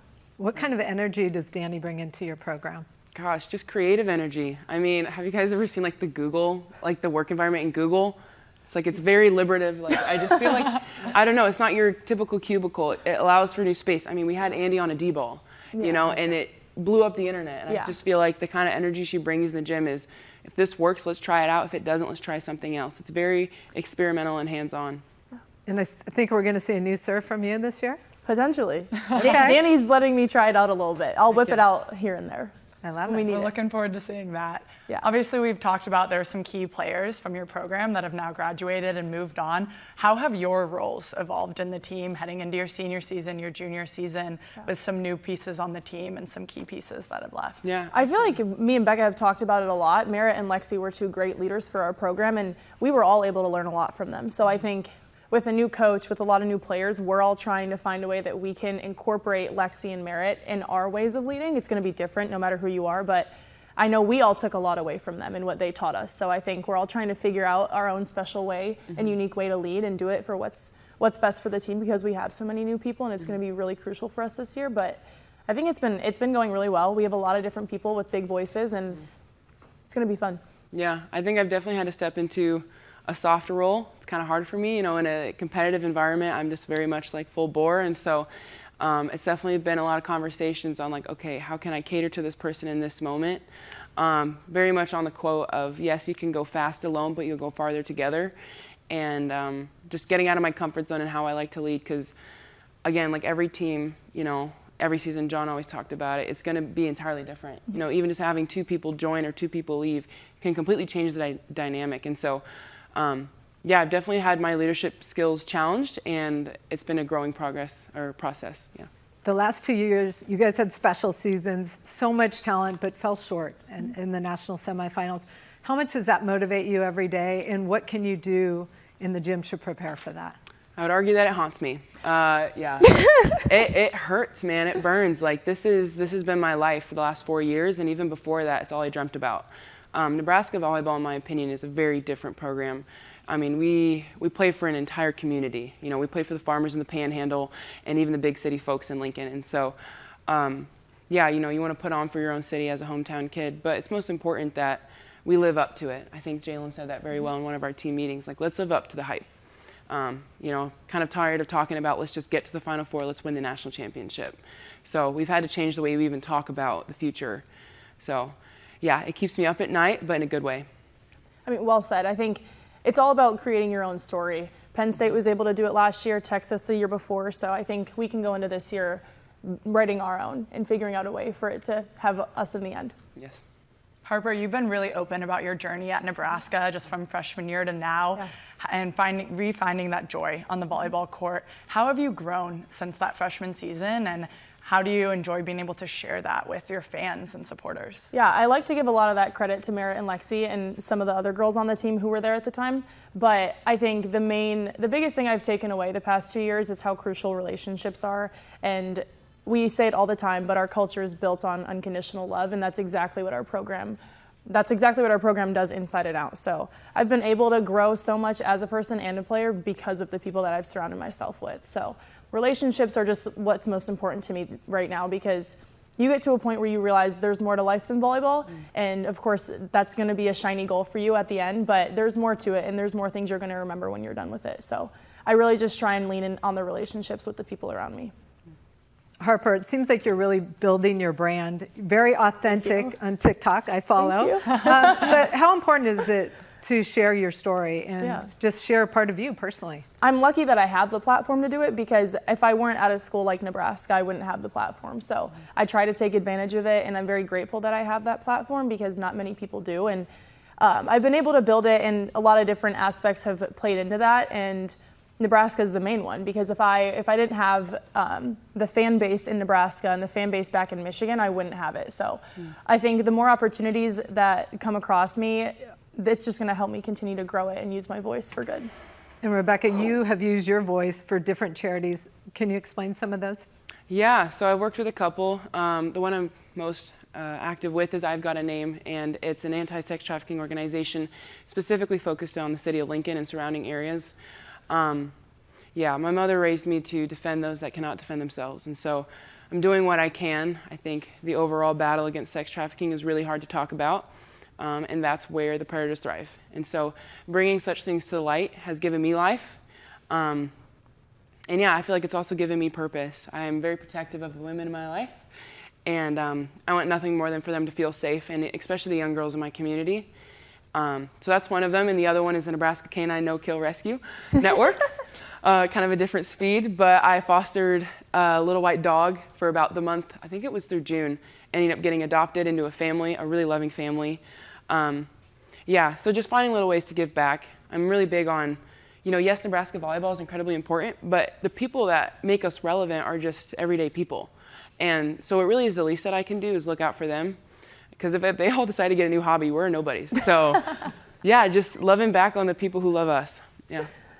You just kind of touched on it, but volleyball in Nebraska is something really, really special. I mean, we've seen that over the years. Yeah. What does it mean to you guys since you made that decision when you were in high school to come put on that Nebraska jersey? What does it mean to you to suit up and represent that culture and tradition at Nebraska? The sport has grown so much over the past few years. I was just asked recently if I went to volleyball camps growing up, and my answer was no. I went to one volleyball camp every year, and it was at the University of Michigan, but I didn't have players like Jordan Larson and Lexie and Merritt and Justine to look up to when I was younger. And as I've gotten older, I was able to find them. But I think it's an honor that we have the ability to give back to so many little girls. And we work camps throughout the whole summer, and we might get tired, it might get draining, but at the end of the day, we're a part of it. We're a part of something bigger than ourselves. And that's kind of what we have to revert back to and be just super grateful, because we have the best fans in the world. And I stand by that. We have great fans and a great team and fan culture. Yeah. Yeah, just to tag off of that, it's a suit of honor. I feel like John is actually a really big part of that. He was even big about what we post on social media. The thing about the Nebraska team is like that legacy carries on with you forever. I had a call with Brooke Delano, I think it was a year ago, and she talks about, she's still cognizant of what she posts online because it falls back on the program.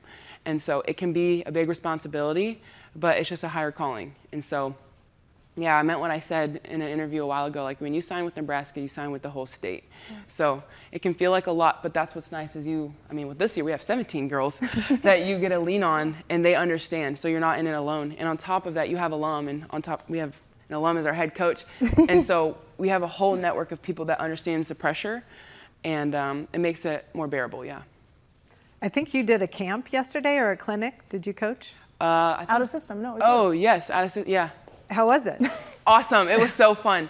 So I did it with John, the Purdue assistant coach, and Chris was there, a couple of the Illinois girls, Ava from Penn State. It was such a blast. We did the worm with Chris. He showed us how to do the worm. I mean, the volleyball community is alive and well. I mean, people are still agile, even in, yeah. So it's been fun. I love working with Out of System. I think their brand is all about like out of the ordinary, right? It's not your typical camp, and this, like, it's very competitive. Honestly, I would argue a lot like how Dani likes to run things. Like you get after it, short bursts, you take a break, and then you're after it again. And so, yeah, it was very fun. How is it having a strong female role model as your head coach? She doesn't know this, but like we've talked about it a lot. It's a complete shift going from having a male coach at Nebraska for the past 25 years. And I feel like it's a new era for Nebraska, and we're trying to find a theme for our team this year, and we want to try and relate it back to having a new era and being strong women, but we haven't been able to pinpoint it yet. But I mean, it's been awesome, and I think it's going to be a really good change for us. Like I said earlier, it's a time to write a new story, and Dani's the biggest part of that story. Yeah, absolutely. I mean, there's power in being a woman, and I think she carries it very well. I mean, she just had her second baby, and she's back in the gym, and she has not missed a beat. And so there's definitely been a shift from having a head male coach, and now a woman. And I loved it. Honestly, it feels like having my mom in the gym. My mom is one of the strongest women I know, and to meet someone like that and to know that she's looking after all of us means a lot. Rebekah, you've talked about some of your passions off the volleyball court a little bit. Harper, I'd love to just hear a little bit about what you like to do. Obviously, your brand is big. Thank your you. TikTok, I follow too. What else do you like to do outside of the volleyball court? I mean, I said it earlier, but I've had so many cool opportunities to go to places. I was just at the WNBA All-Star Game. I was able to go to the Super Bowl. I love traveling. That's, baseline. I love to travel, but I love being able to travel and meet new people. I'm a very, very social person, but I've just been lucky that I've been able to travel and do so much this summer because it's helped me build my brand, but it's also helped me network and meet so many different people. So I love traveling. I love meeting new people and hanging out with my team. You guys know your upcoming schedule. Anything you're looking forward to? Any specific matchups or? Yeah. I'm really excited for our first game of the season against Pitt. Olivia is one of my closest friends, so I'm just excited to play her because we always play them later in the year.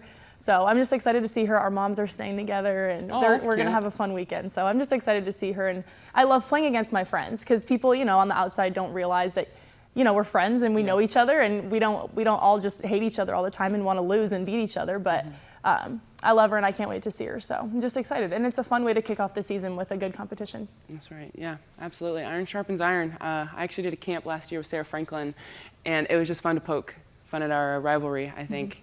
Like Harper was talking about, a lot of us are actually really good friends, and after college we always joke about the rivalry, like, oh, I can't believe we hate each other and all of this. But yeah, we have a lot of successful, passionate, and competitive women, and so yeah, it gets a little feisty, but it's all love. Well, Harper, Rebekah, thank you so much for joining us. Good luck this season. Thank you. Thank you so much. A team that has now finished 500 or better in every full season of conference play since 2013. We exclude that spring season of 2021. A little bit different for everybody running through that campaign than it was in a regular season. It's been the level of consistency in Champaign, one of the most impressive things about the Chris Thomas era with Illinois. And the aforementioned head coach is with us now. Chris, welcome in. What was the most enjoyable part of last year and getting back to the NCAA tournament, which I know is always a goal at the beginning of the year for every head coach? Yeah, the conference is a beast, and to be as consistent as we have been has really been something, especially with kind of changing over into transfer era, NIL. Now rev share. I just think it's just one of those things that I attribute a lot to the support around us as well. It's not just me, it's everyone, and that's one of our pillars, and we make sure we lean on that heavily. And so to be able to get back to the tournament, even the couple years that we missed out just a little bit, just kind of unlucky with some injuries, but still right there in conference play, as you mentioned, above 500 every single year in my tenure. And, as I tell the team all the time, if it were easy, everyone would just do it, but it's not. And so I'm really proud of every team that I've coached at Illinois, and happy to coach this one this year. New adventure as always, and they've been working hard, so I really enjoy having them. Difficult every year. You could certainly argue got even harder last year with the addition of the 4 West Coast schools. We all had the expectations of what the conference would look like, being an 18-member conference, and with schools like USC and UCLA, Oregon, and Washington that had so much success. How did the reality match up with what you expected? Yeah, I think a lot of people's like you're talking about is those are 4 perennial tournament teams that are coming into the conference, and so we got asked about the travel a lot with everyone, and it wasn't necessarily the travel, it was the fact that you're now only playing everyone mainly one time. And so you have to be really on your scout. You got to make sure your team's on your scout. And not that it was different beforehand, but there's no relevance of playing them, we played them back in October, so this is what we learned. It's you better be on your game right away. The travel schedule does get a little bit hectic, but we're happy to move around, to be on TV, or to where we need to go to play these competitive matches in these great environments that we all have. I thought one of the coolest parts of your season, when you really dive into the numbers, were that 11 of your 18 wins came in matches that lasted 4 or more sets, and you had 6 5-setters. You were 5-1 in 5-setters. That's a phenomenal number. What do you attribute that to? Yeah, I go back to the fact of, again, you have your scout that you have with your team, and you have to be really good at making those adjustments in game. And so you have your initial, you have what you think is going to happen in the match. And then by the first set, you kind of have to figure that out. And a little bit is my playing history. I played pro overseas when there was no scouting. And if you never played overseas volleyball back in the day, if you did not win, you did not get paid money. And so you better figure out within one set. It's an important part of the playing yes, process. Yes, if you better figure out one set how to beat the team on the other side of the net. And I feel like some of my experience goes with that as well, but I have a tremendous staff, tremendous, obviously, grouping of players as well that really, whenever we challenge them to something, they rise to that level. And, it's been a joy being here for the last now 9 seasons. It's coming up in season 9 for me. Well, and some of those accomplishments without a player who's here today, and Kayla Burbage, you mentioned the injuries. She missed almost all of the season. How much does she impact this team when she's back, when she's healthy, playing the way that she's able to play? Yeah, so Kayla, she's great. I mean, just an awesome personality, a leader, and there was a little bit of iffiness if she was going to come back because she had the shoulder surgery and injury last year, knocked her out until mid-October, and by the time she got healthy, it didn't make sense to try to bring her back in, especially when you have the medical red shirt. And we actually weren't quite sure, what her status was going to be when she came back with that shoulder. And so when she came back in, all she could do was block. She couldn't attack, and we needed her to go block in the middle. That was her original recruited position. And so she went back in the middle and just to help us out with some practice stuff. And all of a sudden, she's just absolutely dominating everyone in practice. And we're like, hey, Kayla, what do you think about switching back to the middle? And it's like a bionic shoulder type deal. Pretty much. And, the middle doesn't put quite as much load on that shoulder. And she's a really good blocker and really high IQ player. So I think the position change is going to suit her really well. And looking forward to having her back on the team and her leadership as well. I know Avry Hernandez also here today. What's her role on this team, and how is she so effective in what she does? Yeah, also a leader. I think Avery's great at we talk to our players a lot about knowing your game and not getting too outside of that bubble and getting upset if something doesn't go your way. Avery's really good about figuring out ways to score, ways to play the game. She's really crafty off the hands. She's able to use all of the court. And so if you try to set up to stop, Avery's best shot, she doesn't have a best shot because all of them are. And so she's really able to adapt and change as the game goes on. Another high IQ player and a great leader on her team as well. What other returning players do you anticipate, or maybe do you need to take a step in their own games in 2025? Yeah, so Ashton Philpott is returning all Big Ten freshman team, great freshman campaign.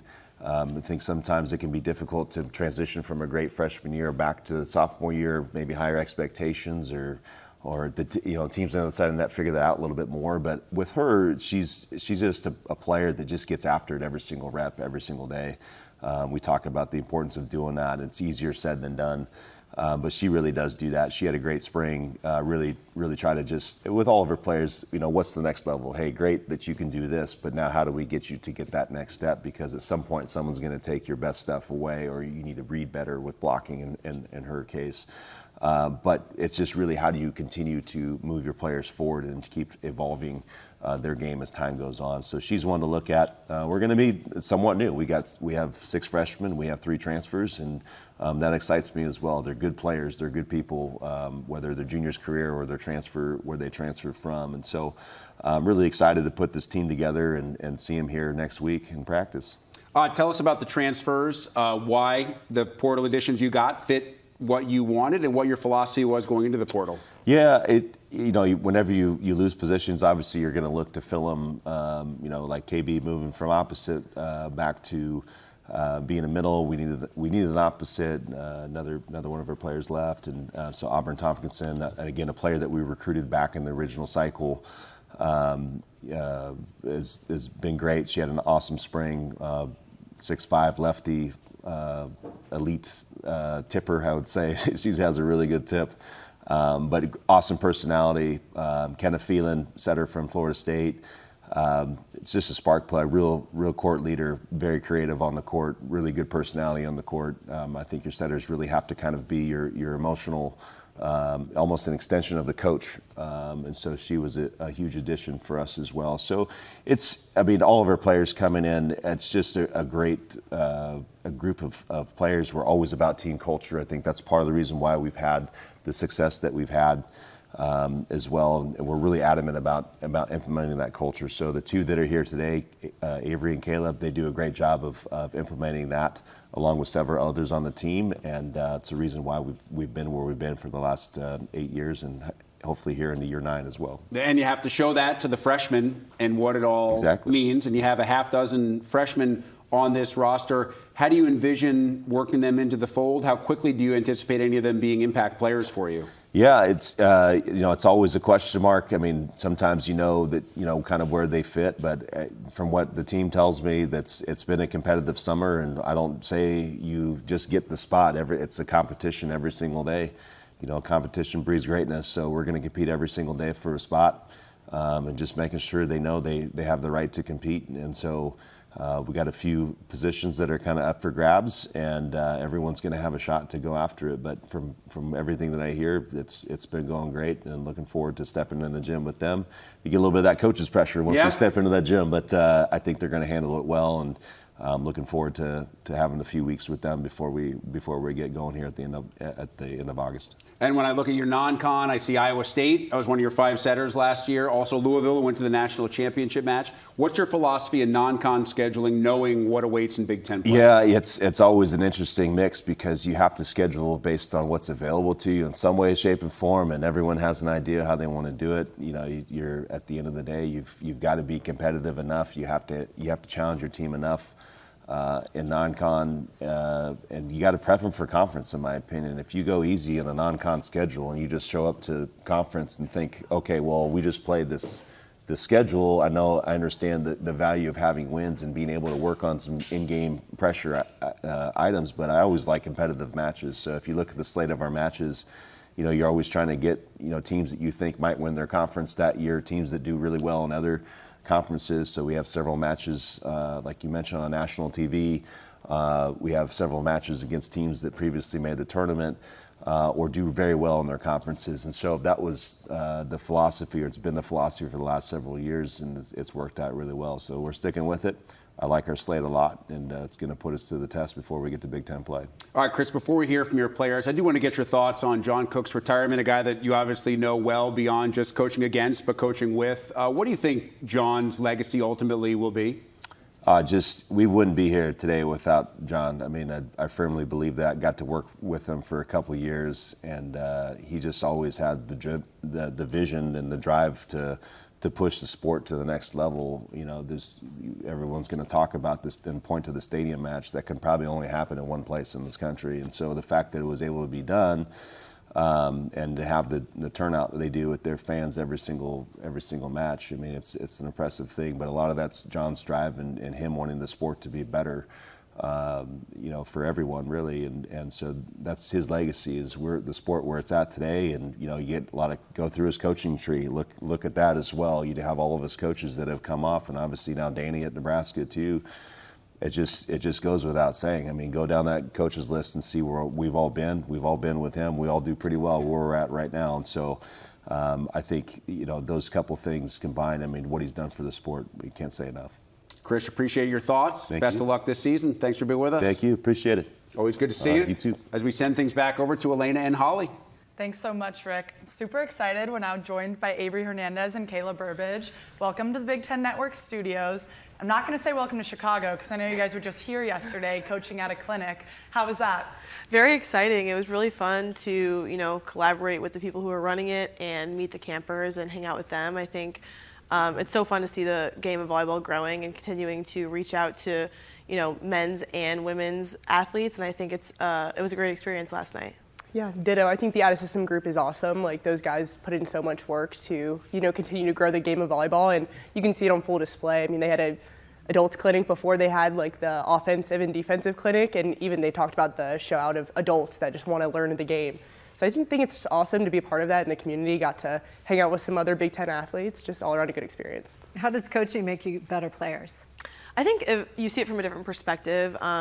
I also know that people learn differently. I might learn different than Kayla would when Chris talks to us. So I think you start to really think about how you're approaching telling someone how to learn something. And it's really helped me just better understand, in terms of leadership with our group too, trying to tell our 6 new freshmen, some things they need to learn or how to accommodate to our team culture and standard. And I think it just helps you kind of reevaluate in that way. Mm-hmm. Yeah, we're privileged enough at Illinois to host a lot of camps. We actually just finished our team camp yesterday as well. So it's just cool having the youth of Illinois and surrounding states come in and come in with their high school team and just try to learn from us. And we definitely don't have it all figured out, but I think even being around them, they're so passionate about volleyball and so passionate about winning that it makes you almost take a step back and, reevaluate how you learn and what you want to do. And it's just great motivation. For both of you entering your final seasons in college volleyball, how have you seen the growth from your freshman year to where you're at now? I'd love to hear that from both of you. Yeah, I think, we've come a long way. I feel like freshman Avry is a lot different than senior Avry, but in a good way. I think I've just had an immense amount of support from my family and, both teams I've been on. I think they've been so supportive of my success and just helping me get there. And I'm just very grateful for everyone who's taken the time to push me to get there. And yeah. Yeah, I think grateful is the word I keep going back to. Volleyball is not going to be forever, but I'm so happy that this is the group I get to finish out my career with. I'm very thankful for Avry especially, just coming in and, helping lead the culture to what we want to be. We have a lot of fresh faces that are coming in, and we're all really ready to work, and I just am very appreciative of the group that I'm surrounded with. Last year, you had to overcome an injury, so you were off the court, but how did you learn to lead from off the court? Yeah, I think obviously when you're not there in a physical standpoint, it's really easy to check out. I think mentally, one thing that I challenged myself when I, did go through the adversity of having my surgery is there is other ways that I can be present for my team. Emotional support was a lot of that, not being able to play is a toll on me, but I understand that, other girls are going through the same struggles that I did when I was healthy. So finding ways to connect with them, I think was huge. We have a really, really great sports staff in our community. We have a great sports psych. So being able to sit down with her and talk about ways that I can get involved with the team was huge for me. And, figuring out ways to just connect everybody and kind of get everybody moving towards the culture we want. Avry, since coming to Illinois volleyball, you've been in a couple different roles and positions. What type of role are you looking to carve out for yourself heading into this season? Yeah, I think I'm super, super grateful, like I said before, the support system I've had to push me to be to the place I am with Illinois volleyball. I think with the people we've had in spring to the people we've had come in and work this summer, I think they've all, pushed me to be a better version of myself in terms of leadership. And so, yeah, this year I think I'm just going to try my best to be there for each of them and try to push them to be their better versions of themselves, because I think they've all played a role in making me grow as a person and player. And so, yeah, I'm very appreciative of them, and I think strive for greatness. That's all you can do, and, be there for the people who are supporting you as well. Illinois is known for gritty defense. Is that something that starts in the gym at practice every day? Do you guys talk about it? Yeah, 100%. We do some partner drills, we do some things with one-on-one stuff, but we also emphasize, no ball is unable to be gotten, go for everything, and that's just kind of something we try and implement every day in practice, so our standard gets raised that way. Mm-hmm. Yeah, and I think for coming from a blocking standpoint too, I think we're kind of ingrained too with a very, very good middle coach that, just because defense is digging balls doesn't mean that we're laid off for that too. We know that we're the first line of defense and we have to bust our butt to, stop some of these balls in the Big Ten. So I think just the culture of, yes, no ball is unobtainable is really, really powerful in our gym. What aspects of your games individually have you guys been working on this past spring and summer? I think it's easy to be everything, but it kind of is. I think also trying to get into that new role of, being a senior, being the person people might be looking up to more. I've learned from just this experience is the other side of logistics is understanding what everyone else is learning and going through as you are as well. So I think obviously trying to come from the aspect of supporting everyone and, being the leader that they want me to be, but also understanding that I want to challenge myself in offense and defense. Being a 6 rotation player, you have a lot on your plate, but I think just trying to strive to be 1% better every day is my biggest goal. Yeah. I think being back in the middle, just relearning that stuff. I said earlier, it's kind of like riding a bike. I didn't forget how to block, didn't forget how to swing, but I think just finding new ways to score. I matched up against some really talented middles every single day in the gym. So, learning how to play off of each other, I think is huge. Again, just back to the psychological piece, being really emotionally invested in what we are trying to do at Illinois. You both have seen the schedule, the upcoming schedule. Anything that sticks out that you're looking forward to? Any matches?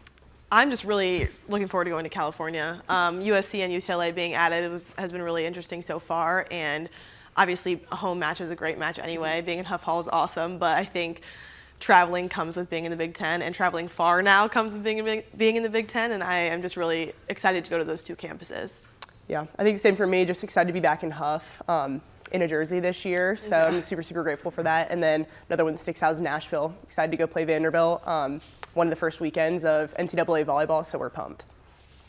What can fans expect to see from Illinois volleyball this year when they come to the gym and watch your matches or they watch you on TV? What are some things you want fans to watch you play and think about? Yeah, I think a common theme so far from the spring and the summer that I can attest to is fiery, very hype, loud in the gym. I think we've tried to kind of shift our identity to being a team that just is frustrating to play against, and I think that that's kind of a chip on your shoulder in the Big Ten especially.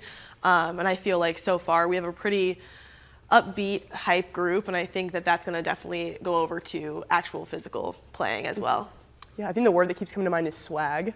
I think we just kind of hope to embody that this year, celebration, having that confidence to kind of go after it every day. The Big Ten's a hard conference to play in. I just hope that we can, show some of the swag that we have.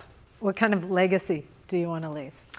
Yeah, I've actually been thinking about that a lot, just being a senior, it's your last time being out there. I think the biggest thing for me is understanding that you can get 1% better every day, but you don't have to only think about your own accolades. You can always be there as a better teammate for your other teammates as well. And that's kind of been a big theme. I feel like us as Connection Crew have been trying to portray to our team is always push each other to be better, but understand that it's a team sport, it's the ultimate team sport, and everyone has to be at their best to win. Yeah, I think kind of going back to just the culture of Illinois volleyball, I want it to be gritty. I want people to, kind of be nervous when they see Huff Hall on their schedule, and I know that that's kind of been the synopsis before, but I just hope that continues, and we've had great people that have come before us, and we just hope to push on that legacy to everybody else. We have a super young group, so I hope that us kind of seniors can kind of pass that torch to the younger girls, and they can continue it on. Well, thank you both so much for joining us, and good luck this season. Thank you, guys. Thank you. Yeah. When you're checking off a to-do list, it's nice to get everything accomplished, but some check marks are a little bit more important than others. In 2024, Penn State beat Nebraska for the first time since 2018, twice in the same season in program history. Posted a 30-win season for the first time since 2017, also winning the Big Ten and making a Final Four for the first time since that same season. But it's that bottom check mark, the NCAA championship, the first since 2014, that certainly means the most for the Nittany Lions. And to the victors go the spoils and some serious bling. These are the rings being shown off by some of the Penn State players. Volleyball Media Days, and just for the record, Coach Katie Schumacher-Cawley, who is with us, opted not to show off the bling today because she told me those are for the players. Katie, welcome. Why are those ones for the players? It's for them to show and wear, and I'll keep mine in the nice box at home and let it sit there. What does it feel like to be here at Media Days? We kind of consider this as the unofficial start of the season. I know that doesn't actually come for a few days, but to be sitting here and be able to say we're the defending national champions. I mean, it's great to be back in Chicago, as always, and I think just for my players to have this experience and what a great job the Big Ten does producing this and letting our players see how great they are and how great the sport truly is. Is the glow still there, as I asked you just a moment ago, or does it slowly start to fade as the season gets closer and closer? No, it's fading quickly. Preseason starts August 1st, so it's a new season and it's a new chapter with this group and a new team and one that wants to make an impact as well. Did you get any unexpected calls or texts, or the players tell you any unexpected calls or texts from celebrities or any big names that may have watched your championship? Oh, I mean, too many people. I mean, the amount of people that reached out after watching the finals and the semifinals was way overwhelming, but I'm super grateful for the support of people watching volleyball and cheering on Penn State. I think an easy question to ask is, how has your life changed since becoming a national champion? But you were already going through a life-changing process at that time as you kind of battled cancer. So as you start to look back at what the year was, both on and off the court, what do you first and foremost think about?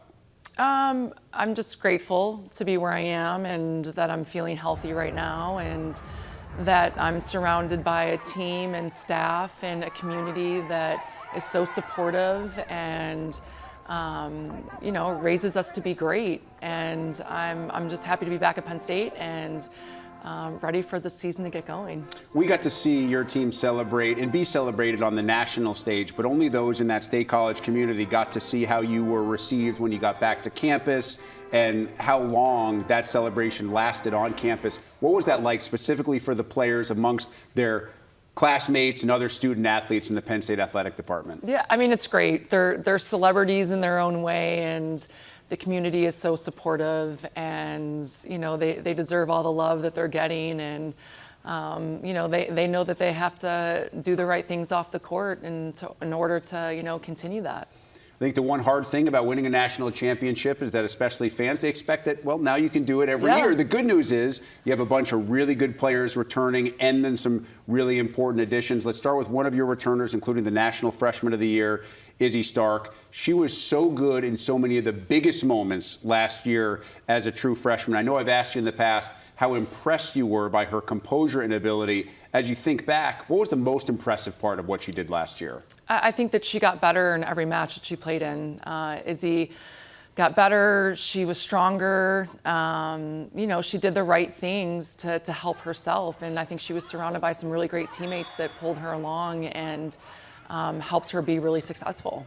How will her role change this year, whether it be from a production or maybe more specifically from a leadership standpoint? Yeah, I mean, I'm expecting, her leadership to continue to grow and to be comfortable with who she is and how she leads, because not everyone's the same. And she's going to do some great things. Jillian Grimes also with you here today, an outstanding defender, terrific server. What else will her role be on this team this year? And Jill's a senior.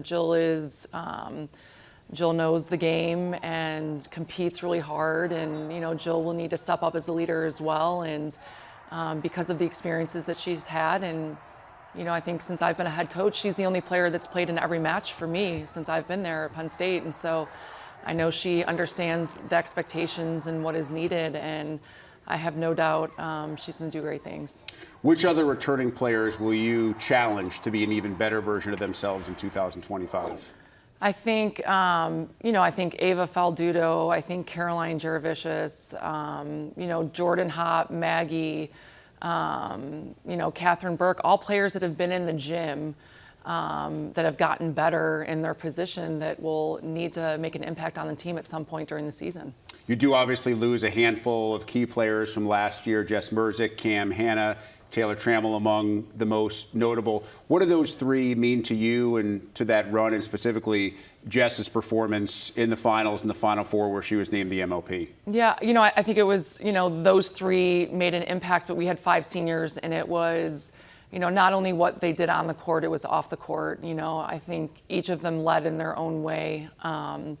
You don't replace Jess. Jess is a special player, and we have players that are going to step up and compete and play hard, and we'll miss that group, and they definitely left their mark at Penn State, and my hope is that our younger players learns a lot from them, not just the court play.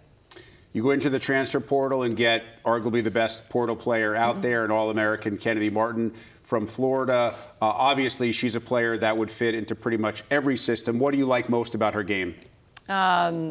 She's a Terminator. She'll find a way to score. She's a competitive individual that wants to be part of a team that wants to be really successful, and I think she fits in well with our players, and she'll do what it takes to win. What's the process like going into the portal as a defending national championship coach? In that situation, most of the time, you're the wanted, not necessarily wanting other folks. Yeah, I think people want to play with our players. I can't speak highly enough of our team and how they treat each other, and what they do on and off the court together to make a difference, no matter how different they are. But I think Kennedy, Addie, Emmy, all of the additions with the freshmen are going to be really special. How do you handle a freshman class coming in to join such a talented roster?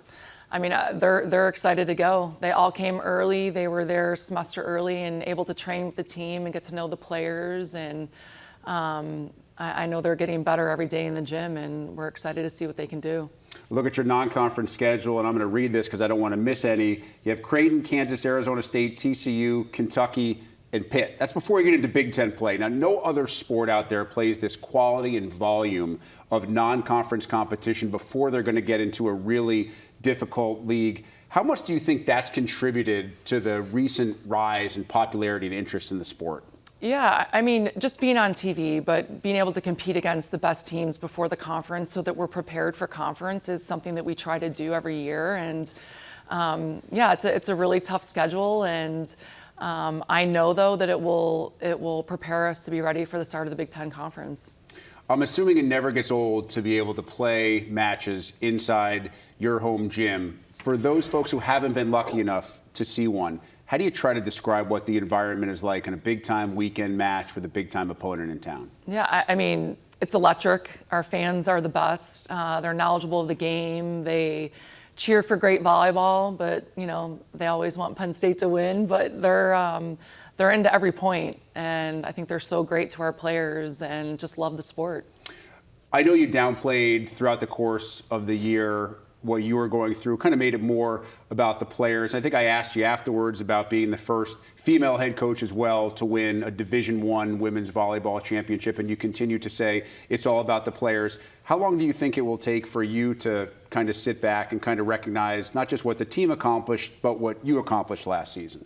I don't know. I mean, I'm happy for the team. I'm happy for the program and for the alum, and to sit back and say we won is really special, not just being the first female, but I think for Penn State and for everyone that supports us. So I'll always enjoy it, but, you know, we're on to the next season. And I know you're always more comfortable talking about others than yourself, so let's do that. Let's talk about John Cook, who just retired after his legendary career. You played for and coached with an absolute legend of the game in Russ Rose. I think John is certainly considered to be in that category as well. What are your thoughts on his career and what he leaves behind? I mean, similar to Coach Rose, I mean, he's one of the greats of the game, and I think has made a huge impact on the sport across the country, and I think he will continue to do that. I'm sure he'll be on TV, and but you know,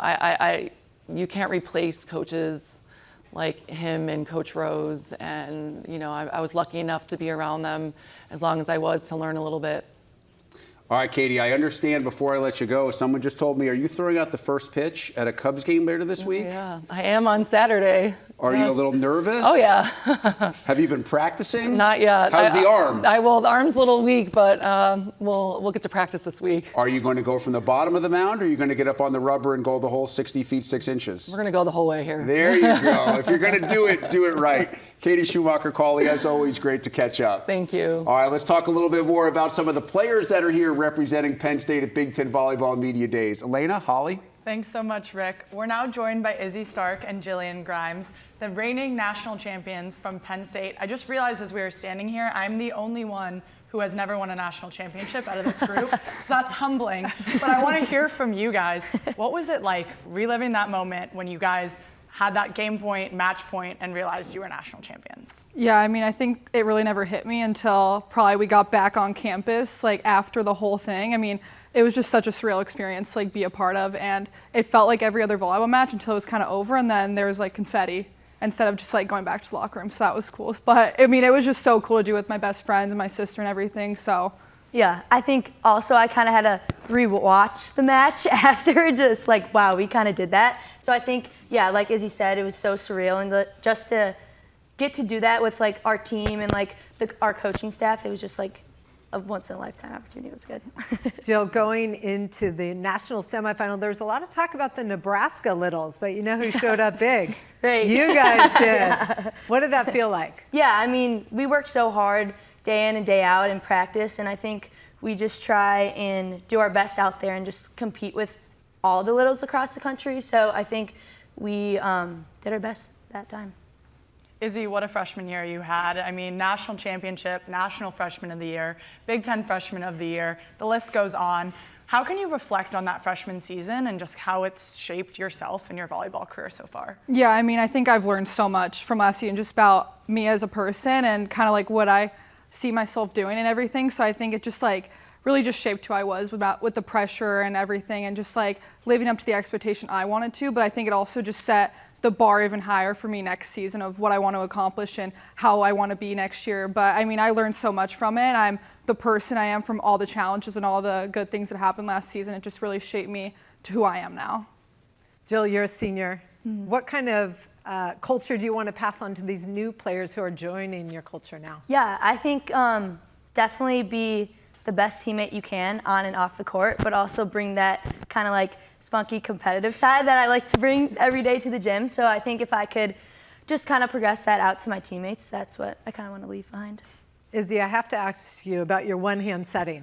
When did you develop that skill? Because I've never seen somebody be able to a lot with put it in a perfect location with one hand. Honestly, like I don't really practice it. Like it's not something like I'm gonna work on like one-hand setting it. Just like I just kind of like do it, and like back in like the tournament, like in the Louisville and everything, it's just like my body response of like how do I save this ball the best I can, and one hand just ends up going up to it. That surprises me because they are spot on. Yeah. Really fun to watch. Like highlight reel plays. Yeah. Obviously, you guys have lost some key players from last year's team, but you're also returning yourselves and got an incredible transfer, multiple transfers on your team. But Kennedy, Martin, Izzy, as a setter, how do you feel about having the returners that you do have, but also adding a weapon like her to your program? Yeah, I mean, it makes me so excited because it just like makes my job so much more fun. Like being able to like play around like who I have for offense and like how I can spread my offense so well now between like my right side, my middle, and outside. And I think it makes it fun for me because I get to make the other side's job even harder because like they don't know who I'm going to set because I have so many great hitters in all the pins and in the middle. How have you guys spent your summer? Yeah, I mean, in the gym, outside, like always like hanging out, like either if we're going to the pool or like workouts, we've been just trying to like get that team chemistry to a good level so we can play well on the court. Do you guys coach during the summer, coach camps? We have camps, yeah. We just finished camps last week. And how does that make you better as a player? I think just like having to like kind of like reteach younger players about how important technique is and like kind of being like, I don't really focus on technique like as much as I should be. And it's like kind of like a little bit of a self-reflection of like, I'm emphasizing them what you should work on. So like maybe I should work on those things too. You guys are kicking off your season with some pretty impressive matchups. We heard Rick go over the list of the teams that you're playing against. How do you guys feel going in and starting your season off that way, and how does it help prepare you for the gauntlet of the Big Ten Conference? Yeah, I think we're like really excited just because the Big Ten is a top and superior conference, and I think if we get to see like what team we are and like what team we want to be during our preseason games, that'll definitely help us in the conference. Yeah, I think just what Joe was saying about like how competitive the Big Ten is, like being able to prepare ourselves before that in preseason, kind of just like jump in the deep end with this team. I think it's like the best test for us of like what we need to get us through the end of the season and the tougher matches later on. Do you feel like there's a target on your back this season? Yeah, I mean, definitely. I mean, any team that wins the national championship the year before has this expectation set for them to perform. But I think that handling pressure is like a big thing for us, and I think we've been talking about it so much as a team of like we want to embrace the pressure, embrace for next year, and use it almost to a benefit to us of how we can learn from those tools of winning to get us there the next season. Those 5 seniors from your team last year, we've heard so much about just what they meant to your program. Obviously, you playing with your sister and winning a national championship with your sister, but just in general, with that group leaving, who have you seen kind of step up in some leadership roles, yourselves, other teammates as well? Yeah, I think both of us have definitely stepped up into those roles, but also a few of the seniors, Jordan and Maggie, have definitely stepped up with us, and I think yeah, we've been doing pretty good, so I'm excited to see that, like how that will play out in the court too. Izzy, you were just a freshman last year. How have you grown off the court? Yeah, I mean, I think just like kind of like personal development of like kind of like with my leadership and everything and like teamwork and like just because I've only spent one season here, how I can help the newcomers and how I can just kind of embody like the Penn State culture. Love it. Jillian, I have no idea how you do it in that back row. I was a setter, was never great at defense, but I know being a libero in the Big Ten is not an easy feat. What's your mindset when you suit up for every match knowing you're going against some of the best players in the country? Right. I think, well, I trust my block a lot of the time. I think I have a pretty good block in front of me, so thank you to them. But also I think it just not to be scared like at all. I mean, you're playing against some of the best players in the country, and I think if you really just wanna, like my mindset's kind of like, okay, no, I don't want them to score on me, so I'm doing everything I can for the best for the team to get the ball up. Looking at your schedule coming up, are there any matches you're looking forward to specifically? Honestly, all the home matches too. Like we love playing at Rec Hall and like just our fan base. So I'm really excited for a bunch of, or like our season opener. Yeah, we Rec get Hall so too. many. We get so many matches in Rec Hall this year, which just makes us so excited. Right. Like being able to play in front of our home like fan base and everything just makes it so exciting. What is it like for you guys playing under your head coach, Katie, and just what have you learned from her throughout your career so far? Yeah, I mean, I think she's one of the strongest women that I know, and like she's such a good role model for our whole team, and just how she really like embodies like surround yourself with the people you want to be around like for the rest of your life. So just kind of embracing that she tells us. Yeah, and just going off that of like just what she echoes to us about like being in the moment, making sure to enjoy what's happening like in the now right now. So I think just like being able to kind of give that to the whole team, embody it, and it's just so cool to see someone go through all those things and just be there for us through it all. You guys were big in big moments, especially at the end of the season. Did you have a particular mindset or motto that you guys talked about?